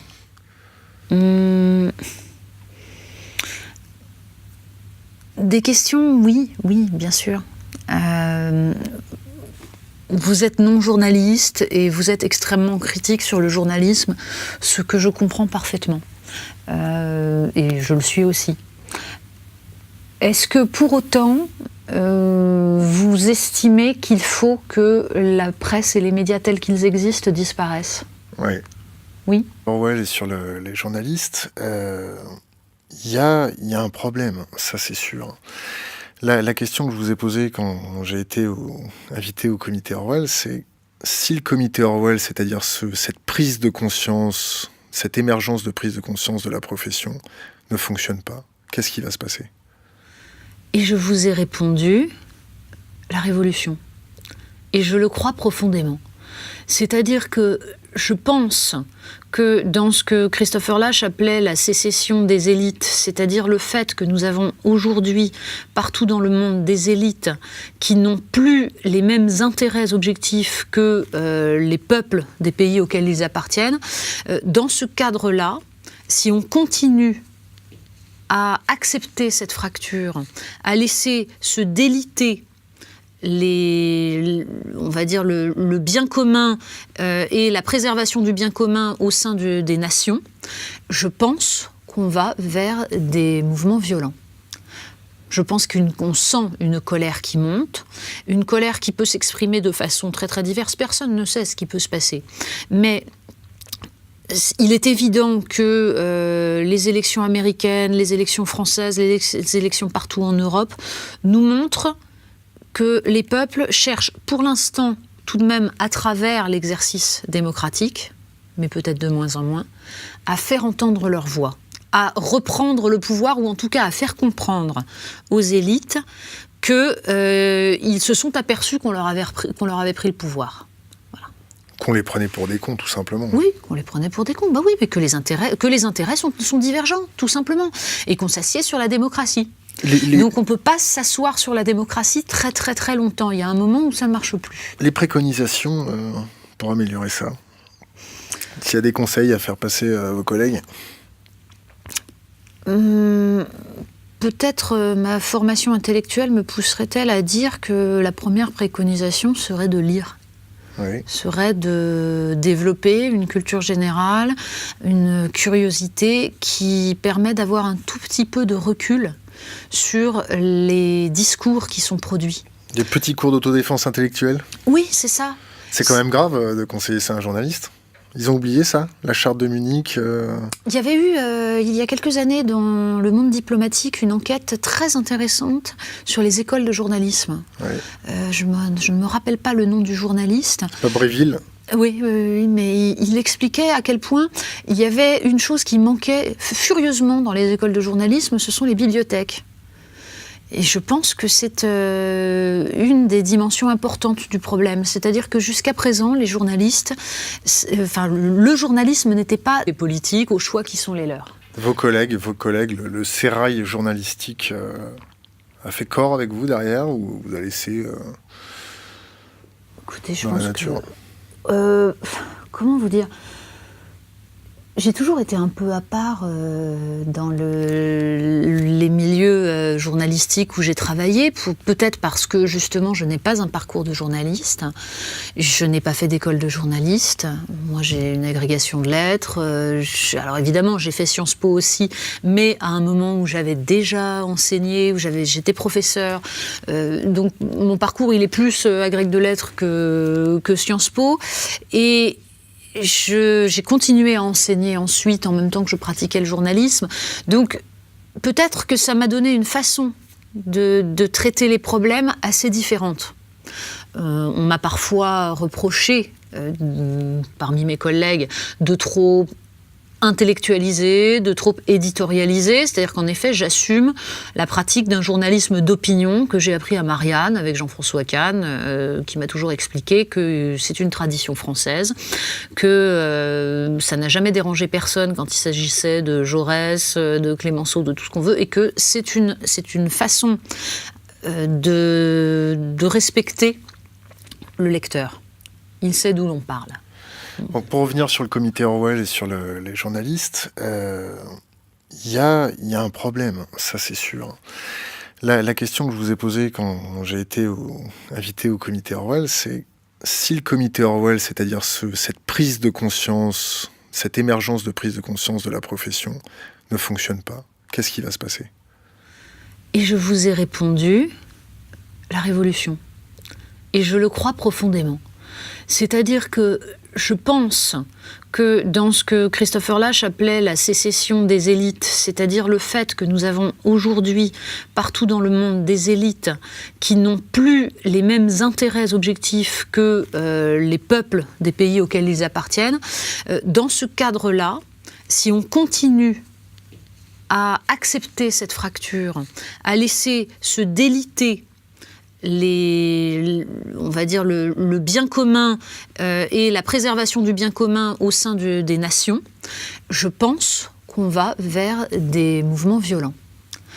Je pense qu'on sent une colère qui monte, une colère qui peut s'exprimer de façon très très diverse. Personne ne sait ce qui peut se passer. Mais il est évident que les élections américaines, les élections françaises, les élections partout en Europe nous montrent que les peuples cherchent pour l'instant, tout de même à travers l'exercice démocratique, mais peut-être de moins en moins, à faire... comment vous dire ? Ce sont des spécialistes de la vie politique des partis. Sauf que quand vous regardez là aussi le fonctionnement d'une rédaction, quand il s'agit d'aller interviewer un homme politique en vue, on se fout de savoir quelle est sa spécialité. On envoie les journalistes politiques, qui vont évidemment être incapables de l'interroger sur les réelles décisions politiques qu'il prend. Vous savez, dans une rédaction de journal, on est capable d'aller interroger le ministre de l'Éducation nationale sans demander aux journalistes spécialistes d'éducation. Non, ça arrive. C'est parce que ce qui compte, c'est que les journalistes politiques viennent lui demander « alors, vous postulez à quoi ? Et alors, quelle est votre tactique pour battre machin ?» etc. Il n'y a que ça qui les intéresse. Donc, je pense aussi que... ça explique beaucoup du fonctionnement des journaux. Vous voyez, par-delà les questions purement idéologiques de fond. C'est-à-dire que justement, malheureusement, il n'y a pas d'idéologie, il n'y a pas de réflexion. C'est des coquilles creuses ou c'est simplement des putafriques ? Ils courent après le fric. Alors après, il y a des questions de génération. C'est-à-dire que il y a eu toute une tradition du grand journalisme politique à la française, qui d'ailleurs a bien du mal à comprendre que la proximité avec son sujet peut parfois être très très problématique. Voilà, donc, mais les jeunes aujourd'hui, les jeunes journalistes ont tendance à reproduire ça, alors en étant un peu plus mordants, en étant un petit peu plus rentre-dedans, moins dans la connivence. Mais tout de même, ils vont, alors pour le coup, pécher par absence de culture politique, absence de culture historique, qui leur interdira ne serait-ce que de faire preuve du minimum de mémoire qui permet d'interroger un homme politique sur ses choix, sur son parcours, sur la cohérence de ce qu'il fait. Est-ce que c'est le principe de Peter appliqué à votre profession ? C'est possible. C'est possible. Je pense que c'est surtout... Vous pouvez nous rappeler le principe de Peter ? Le principe de Peter, c'est le principe d'incompétence. Hein. C'est l'idée que on atteint au bout d'un moment son seuil d'incompétence, si je ne me trompe. C'est bien ça. Si mes souvenirs sont bons, c'est qu'on place les éléments les plus incompétents à des hauts postes parce que c'est là où ils font le moins de mal. Voilà, c'est ce qu'on appelle l'éviction par le haut aussi, que j'ai vu beaucoup pratiquer. Et c'est aussi le fait que, plutôt dans ce principe, il y a l'idée que chacun va monter les échelons jusqu'au moment où il ne pourra pas monter parce qu'on voit qu'il a atteint son seuil d'incompétence. Sauf qu'une fois qu'il a atteint son seuil d'incompétence, il est là. Geoffrin, il est incompétent ? Est-ce que Geoffrin est incompétent ? Je ne dirais pas ça. Enfin... Je n'ai jamais trouvé que les résultats qu'il avait donnés à la tête des rédactions qu'il a dirigées étaient fulgurants. Je dirais comprendre le fonctionnement on va dire des systèmes politiques et économiques, parce que je pense qu'on peut les comprendre parfaitement sans cela. Donc, est-ce que vous avez déjà assisté à un type de réunion de cette ampleur-là, de ce niveau-là ? Non, honnêtement, Est-ce que vous avez déjà été dans un cercle de ce niveau-là ? Non, très honnêtement, non. Mais je pense que je n'y serai pas pour une raison simple, c'est que justement, je ne pratique pas mon métier de journaliste de cette façon.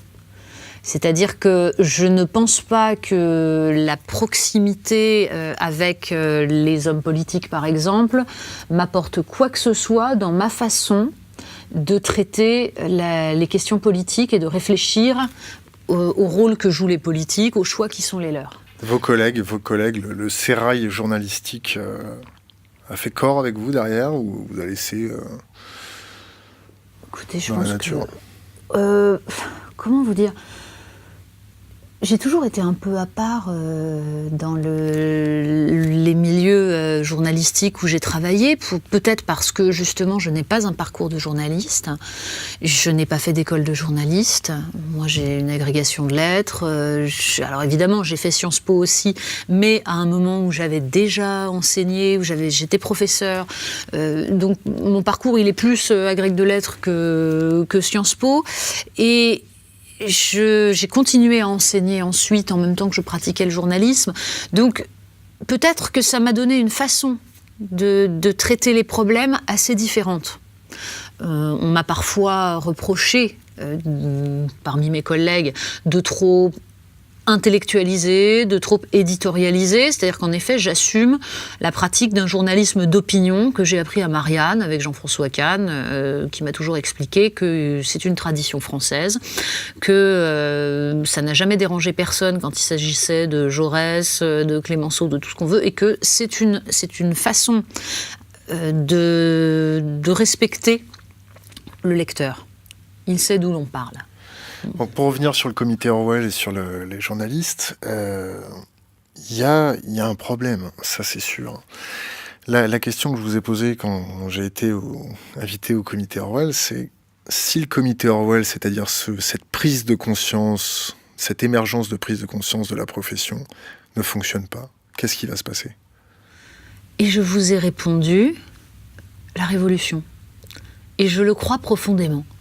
C'est-à-dire que je pense que dans ce que Christopher Lasch appelait la sécession des élites, c'est-à-dire le fait que nous avons aujourd'hui partout dans le monde des élites qui n'ont plus saignée absolue, c'est-à-dire qu'on a des journalistes qui aujourd'hui se retrouvent sur le carreau. Une saignée ou une épuration ? Pour l'instant, je dis une saignée parce que je ne sais pas exactement quels sont les choix qui sont à l'œuvre, mais en tout cas, je pense en effet que ça relève... J'allais dire, je ne serais pas forcément immédiatement malveillante dans ma façon de prendre les choses, dans le sens où je ne pense pas forcément qu'il y ait une épuration idéologique, parce que je crois que malheureusement, l'idéologie première, c'est l'économisme, c'est-à-dire l'idée qu'on va réduire les coûts. Tout ça est fait par des gens qui n'ont aucune notion de ce qu'est une entreprise de presse, qui se foutent complètement de la spécificité du travail d'un journaliste. Mais ils continuent à investir dedans, pourtant. Ça perd du fric. Alors, il reste encore une dimension de prestige et de poids politique dans le fait de posséder un média. Ou de propagande. Même si on perd du fric, même pas seulement de propagande, même pas seulement. C'est simplement l'idée que l'on pèse dans son rapport avec des politiques et avec d'autres milieux économiques. C'est l'équivalent d'une chaîne YouTube avec beaucoup d'abonnés. Voilà, c'est exactement. On a reçu Denis Robert à plusieurs reprises. Qu'est-ce que vous pensez de Denis Robert ? Écoutez, j'aurais du mal à avoir un jugement définitif parce que c'est quelqu'un que je n'ai jamais rencontré. J'ai suivi son travail, j'ai été intéressée par son travail. Après, je ne me prétendrai pas spécialiste du sujet. Et j'ai horreur de parler quand je ne maîtrise pas suffisamment ce dont je parle. Vous n'avez pas vu son film L'Enquête ? Non, je n'ai pas vu son film L'Enquête. Donc vous êtes au courant de son travail. Quand il a commencé à remuer un petit peu la merde des chambres de compensation avec le Luxembourg, il s'est fait un peu lapider par votre corporation. Alors, comment ça se fait qu'il n'y a pas de solidarité entre les journalistes ? C'est-à-dire il y en a quand il faut, c'est-à-dire quand il faut demander du fric. Oui, ou quand il s'agit d'expliquer, de prendre des airs outrés parce que tel ou tel, par exemple tel ou tel politique dénonce justement des journalistes trop proches du pouvoir. Là, tout à coup, on a vraiment des... Comment ? Mais vous attaquez les journalistes, c'est un scandale. Donc non, il y a un corporatisme évident, mais en effet, il ne joue pas forcément là où il devrait. Alors, on va prendre un dossier un peu plus frais. Paul Moréa, sur l'Ukraine, s'est fait ramasser un peu sur les réseaux sociaux côté journaliste. S'est fait aduler par une grande partie de l'Internet par rapport à son indépendance d'esprit. Pour ceux qui ont vu son documentaire. Votre avis là-dedans, en tant que présidente du comité Orwell, est-ce qu'on a le droit de... Penser le temps long, c'est d'essayer justement de décrypter des mouvements qui sont des mouvements intellectuels, des mouvements de pensée, des mouvements d'opinion bien plus vastes. Mais pour ça nécessite d'abord de prendre le temps de réfléchir. Ça nécessite aussi la culture suffisante, justement, pour être capable de faire le lien entre les événements. On va changer de sujet. Edward Snowden, ça vous fait penser à quoi ?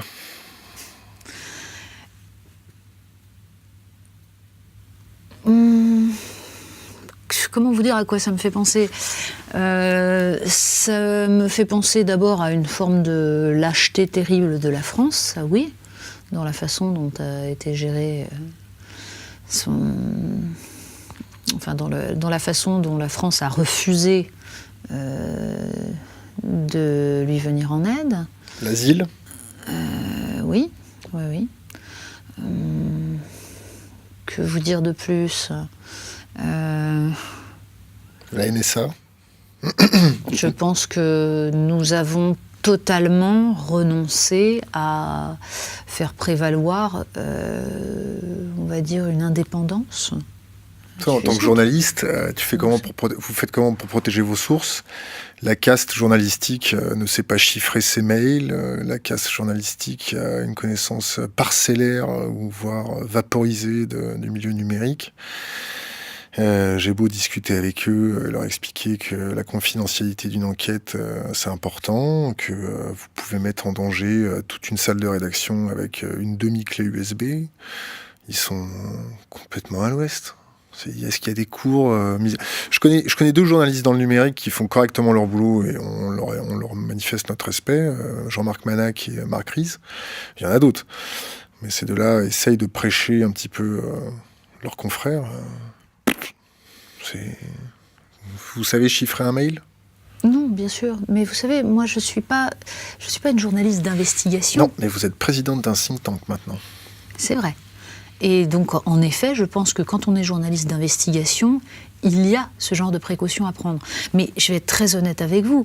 Moi, ma pratique journalistique, elle est d'un autre ordre. C'est-à-dire qu'il y a différentes formes de journalisme. Je n'incarne pas le journalisme d'investigation. Moi, je suis quelqu'un qui essaye on va dire, de penser le monde, tout simplement, et d'en décrypter les mouvements idéologiques. Alors Snowden, c'est quoi ? C'est un mouvement idéologique ? C'est la réminiscence de l'affaire Farwell, mais côté américain cette fois-ci ? Qu'est-ce que c'est ? Oui, c'est la révélation absolue d'une forme d'impératif. On atteint au bout d'un moment son seuil d'incompétence, si je ne me trompe, c'est bien ça. Si mes souvenirs sont bons, c'est qu'on place les éléments les plus incompétents à des hauts postes parce que c'est là où ils font le moins de mal. Voilà, c'est ce qu'on appelle l'éviction par le haut aussi, que j'ai vu beaucoup pratiquer. Et c'est aussi le fait que, plutôt dans ce principe, il y a l'idée que chacun va monter les échelons jusqu'au moment où il ne pourra pas monter parce qu'on voit qu'il a atteint son seuil d'incompétence. Sauf qu'une fois qu'il a atteint son seuil d'incompétence, il est là. Geoffrin, il est incompétent ? Est-ce que Geoffrin est incompétent ? Je ne dirais pas ça. Enfin, je n'ai jamais trouvé que les résultats qu'il avait donnés à la tête des rédactions qu'il a dirigées étaient fulgurants. Je veux dire, en termes même de nombre de lecteurs, vous voyez, de développement d'un titre. Après, chez Laurent Geoffrin, il y a un problème idéologique, là. Moi, j'ai du mal avec quelqu'un qui considère que son travail est de faire en sorte d'abord de défendre mordicus la politique d'un président de la République qui a trahi toutes ses promesses de campagne, et ensuite de criminaliser tous ceux qui pourraient éventuellement s'opposer à cela ou faire valoir qu'il y a d'autres politiques possibles. Sa façon de jeter l'opprobre sur les opinions qui le dérangent, c'est ça ? Oui, de traiter carrément de crypto-fasciste à peu près tout ce qui ne rentre pas dans le cadre, on va dire, de la gentille social-démocratie, qui d'ailleurs n'est même plus une social-démocratie, mais du libéralisme pur. Quand il me dit, il y a énormément d'informations qui passent, il n'y a pas de police de la pensée, il n'y a pas de cycle orwellien du journalisme. Oui, ça s'appelle se moquer du monde. Hein, ou être déconnecté ? Je pense que malheureusement, ce genre de personnage arrive très sincèrement à se persuader de ce qu'il dit. C'est-à-dire qu'il est convaincu qu'il est en lutte contre une France rance, nauséabonde, parce que dans ces cas-là, vous avez remarqué qu'il y a quand même une sensibilité olfactive assez marquée chez ces gens-là. C'est toujours les adjectifs olfactifs qui prévalent. Et donc, je pense qu'il est intimement convaincu d'être dans le camp du bien face aux salauds. Vraiment. Et qu'il fait œuvre de salubrité publique en essayant à tout prix d'empêcher que puisse surgir une alternative. Ne comprenant pas, évidemment, que sa façon de renvoyer au Front National toute personne qui ne pense pas exactement dans la ligne libérale qui est la sienne, laisse justement le monopole de l'alternative politique au Front National. Mais après tout, c'est ce qui est recherché, je pense. C'est l'idée qu'on a besoin d'un diable. On va pouvoir... La territorialité de sa justice. Est-ce que c'est pour ça que les médias sont en train de nous en faire manger pendant un mois là ? C'est-à-dire qu'après, on va aller attraper les terroristes, puis il va falloir les faire parler. Mais si on fait parler un terroriste qui est d'origine française, on va peut-être pas pouvoir le torturer comme on pouvait torturer un sauvage déchu de sa nationalité. Alors, peut-être suis-je un peu naïve, ou peut-être suis-je beaucoup plus pessimiste que vous sur les journalistes, je ne sais pas. Mais j'ai tendance à penser que ce n'est même pas ça le problème. Ah ouais ? Oui, que le problème, la raison pour laquelle les journalistes s'agitent depuis un mois là-dessus, c'est parce que le marigot politicien les fascine. C'est parce que de savoir si Hollande a mis un poignard dans le dos de Sarkozy et si la droite va se faire trianguler... Plus belle la vie politique, mais évidemment, Santa Barbara, telenovela. C'est uniquement ça. Ouais. Uniquement. Ils ne vont pas du tout aller réfléchir aux implications réelles. Là, dans le journalisme classique, il y a une hiérarchie. Il y a une hiérarchie implicite. Tout en haut, il y a les journalistes politiques. Les autres, c'est le lumpenprolétariat, en particulier les journalistes sur les questions de société, etc. Pourtant, c'est le plus important. Or, les journalistes politiques sont, on va dire, des commentateurs sportifs. Machin a couru plus vite que l'autre. C'est qui le meilleur commentateur ? Meilleur commentateur, ça je ne sais pas, parce que justement ça m'ennuie profondément le commentaire sportif, vous voyez. Donc bon, mais comment vous dire, ce sont des spécialistes de la vie politique des partis.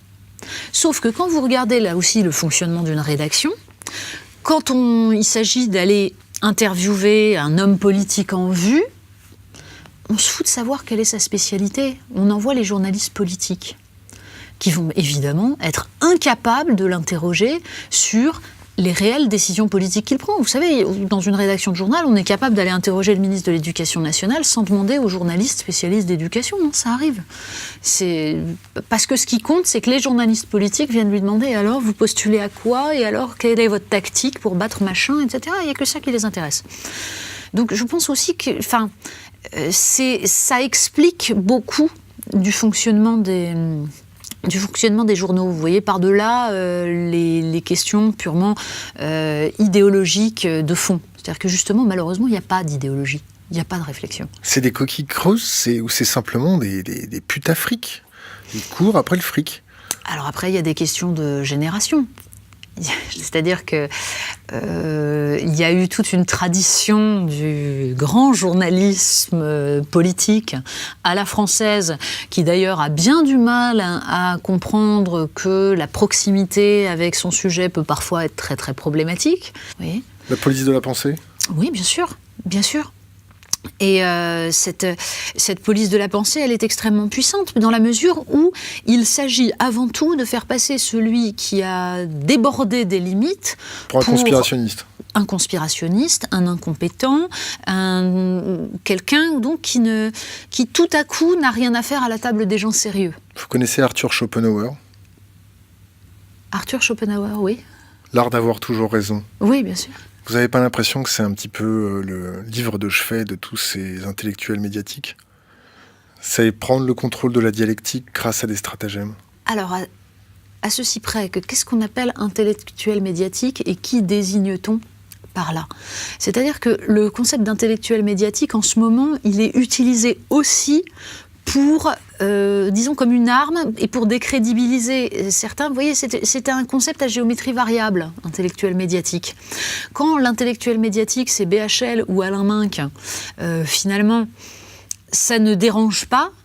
Mais en ce moment, ce qu'on appelle intellectuels médiatiques, c'est ce que Najat Vallaud-Belkacem a appelé les pseudo-intellectuels, c'est-à-dire ceux qui pensent mal, ceux qui ont eu le mauvais goût de critiquer la réforme du collège. Et là, tout à coup, intellectuel médiatique était une forme de dévalorisation. Vous voyez ? Donc c'est pour ça que le concept Alors qu'est-ce qu'on fait pour aller récupérer cette indépendance d'esprit et aller traiter les sujets nécessaires pour avoir un prisme de lecture profond? On fait un syndicat de journalistes surarmés, intellectuellement parlant, on fait des groupes de pression, on fait quoi? Qu'est-ce qu'on peut faire pour... Nous, on a tendance un petit peu à ravager votre profession. Ils savent pertinemment que quand ils viennent commenter les choses chez nous, s'ils n'ont pas l'étoffe ou la trempe d'un Denis Robert, ils se font vaporiser. Oui. On aimerait quand même un peu vous aider. On fait quoi, nous, l'Internet? On va protéger les journalistes? On fait le boulot de... On fait quoi? Qu'est-ce qu'on peut faire pour vous aider? Bon, je pense que le travail que vous faites, le travail qui se trouve sur Internet, ne doit pas venir en aide aux journalistes. C'est une alternative, c'est une autre façon de produire de l'information et de la pensée. Simplement, moi, j'ai une attache pour le journalisme classique et en particulier de presse écrite, dont je pense que pour l'instant, il n'est pas encore remplacé. Son rôle exact ne pourrait pas être remplacé. De la presse écrite ? Oui. Vous connaissez la capacité d'un algorithme à agréger de l'information et à écrire un article ? Mais un algorithme ne remplacera jamais ce que moi je vais chercher dans de la presse écrite, à savoir non pas seulement de l'information, mais du reportage, de la pensée, du jugement même. Voilà, c'est toute une salle de rédaction avec une demi-clé USB. Ils sont complètement à l'ouest. Est-ce qu'il y a des cours je connais 2 journalistes dans le numérique qui font correctement leur boulot et on leur manifeste notre respect, Jean-Marc Manac et Marc Ries. Il y en a d'autres. Mais ces 2-là essayent de prêcher un petit peu leurs confrères. Vous savez chiffrer un mail ? Non, bien sûr. Mais vous savez, moi, je suis pas une journaliste d'investigation. Non, mais vous êtes présidente d'un think tank maintenant. C'est vrai. Et donc, en effet, je pense que quand on est journaliste d'investigation, il y a ce genre de précautions à prendre. Mais je vais être très honnête avec vous. Moi, ma pratique journalistique, elle est d'un autre ordre. C'est-à-dire qu'il y a différentes formes de journalisme. Je n'incarne pas le journalisme d'investigation. Moi, je suis quelqu'un qui essaye on va dire, de penser le monde, tout simplement, et d'en décrypter les mouvements idéologiques. Alors Snowden, c'est quoi? C'est un mouvement idéologique, c'est la réminiscence de l'affaire Farwell, mais côté américain cette fois-ci, Qu'est-ce que c'est? Oui, c'est la révélation absolue d'une forme d'impérialisme extrêmement puissant et extrêmement violent, on va dire, d'un rouleau compresseur, malgré tout, sous les apparences débonnaires d'une puissance en temps de paix. Mais il n'y a pas de paix. On a récemment interviewé le ministre conseiller de l'ambassade de Russie, puis juste après son patron, l'ambassadeur Alexandre Orlov, ambassadeur de la Fédération de Russie. Comme on est un peu taquin, on a appelé les Américains derrière. On leur a proposé le même deal, avec les mêmes choses. Et on s'est rendu compte que pour avoir une interview de l'ambassadrice américaine, c'était déjà 10 minutes maximum, et qu'il fallait... c'était mieux d'envoyer les questions juste avant. Quand on leur a dit qu'on venait de YouTube et qu'on procédait pas comme ça, que toutes les interactions qu'on allait avoir avec eux allaient être publiques, ils ont commencé à tousser. Comment ça se fait que les journalistes acceptent d'aller, je vais pas dire tapiner, parce que donner ces questions avant, c'est tapiner, non? C'est quoi? Alors c'est compliqué et ça dépend dans quel cadre. Et puis ça dépend si c'est toutes les questions que vous donnez et si ça interdit les relances après, vous voyez. C'est-à-dire, est-ce que j'ai déjà eu à donner mes questions avant? Non, jamais. Mais en tout cas pas en télé. Un thème, quoi. Vous donnez les axes, genre nous on dit géopolitique, internet, finance, voilà, terrorisme. C'est ça, pas plus. Voilà, pas plus. Pas plus. Donner les questions dans son rapport avec des politiques et avec d'autres milieux économiques. C'est l'équivalent d'une chaîne YouTube avec beaucoup d'abonnés. Voilà, c'est ça. Exactement. On a reçu Denis Robert à plusieurs reprises. Qu'est-ce que vous pensez de Denis Robert? Écoutez, j'aurais du mal à avoir un jugement définitif parce que c'est quelqu'un que je n'ai jamais rencontré. J'ai suivi son travail, j'ai été intéressée par son travail. Après, je ne me prétendrai pas spécialiste du sujet. Et j'ai horreur de parler quand je ne maîtrise pas suffisamment ce dont je parle. Vous n'avez pas vu son film L'Enquête? Non, je n'ai pas vu son film L'Enquête. Donc vous êtes au courant de son travail. Quand il a commencé à remuer un petit peu la merde des chambres de compensation avec le Luxembourg, il s'est fait un peu lapider par votre corporation. Alors, comment ça se fait qu'il n'y a pas de solidarité entre les journalistes? C'est-à-dire il y en a quand il faut, c'est-à-dire quand il faut demander du fric.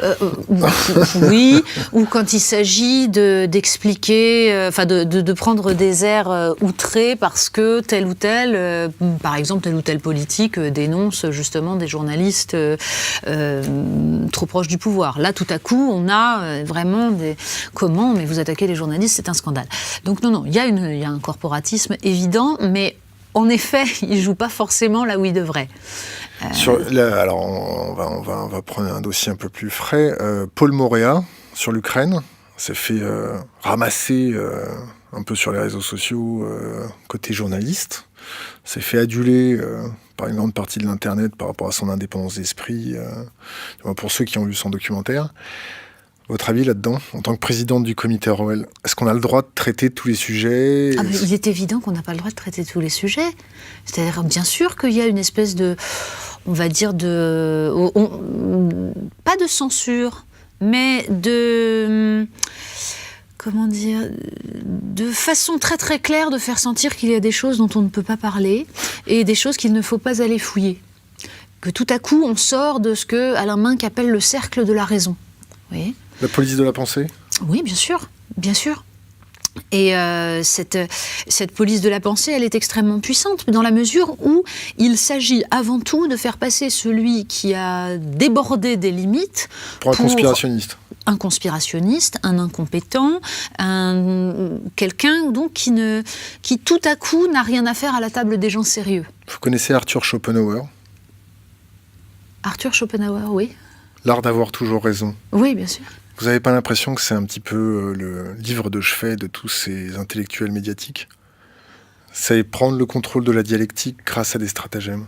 Alors, La NSA? je pense que nous avons totalement renoncé à faire prévaloir, on va dire, une indépendance. Toi, en tant que journaliste, vous faites comment pour protéger vos sources? La caste journalistique ne sait pas chiffrer ses mails. La caste journalistique a une connaissance parcellaire, ou voire vaporisée du milieu numérique.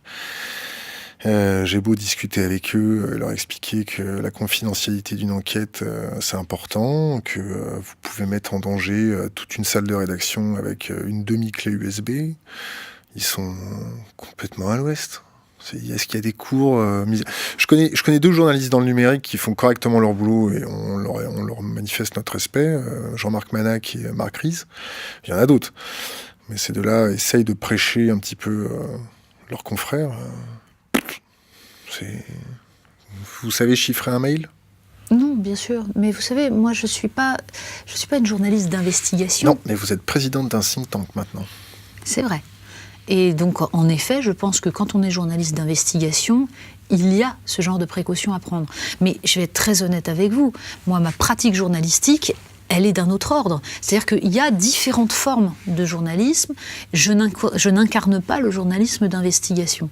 Moi, je suis quelqu'un qui essaye on va dire, de penser le monde, tout simplement, et d'en décrypter les mouvements idéologiques. Alors Snowden, c'est quoi? C'est un mouvement idéologique? C'est la réminiscence de l'affaire Farwell, mais côté américain cette fois-ci?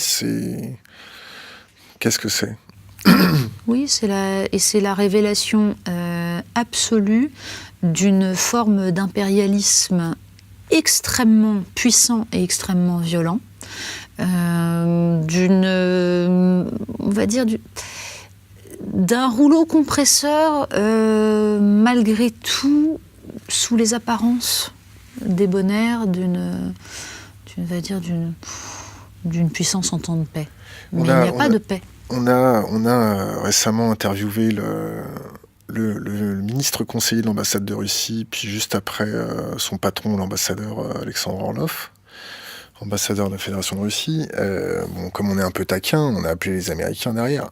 On leur a proposé le même deal, avec les mêmes choses.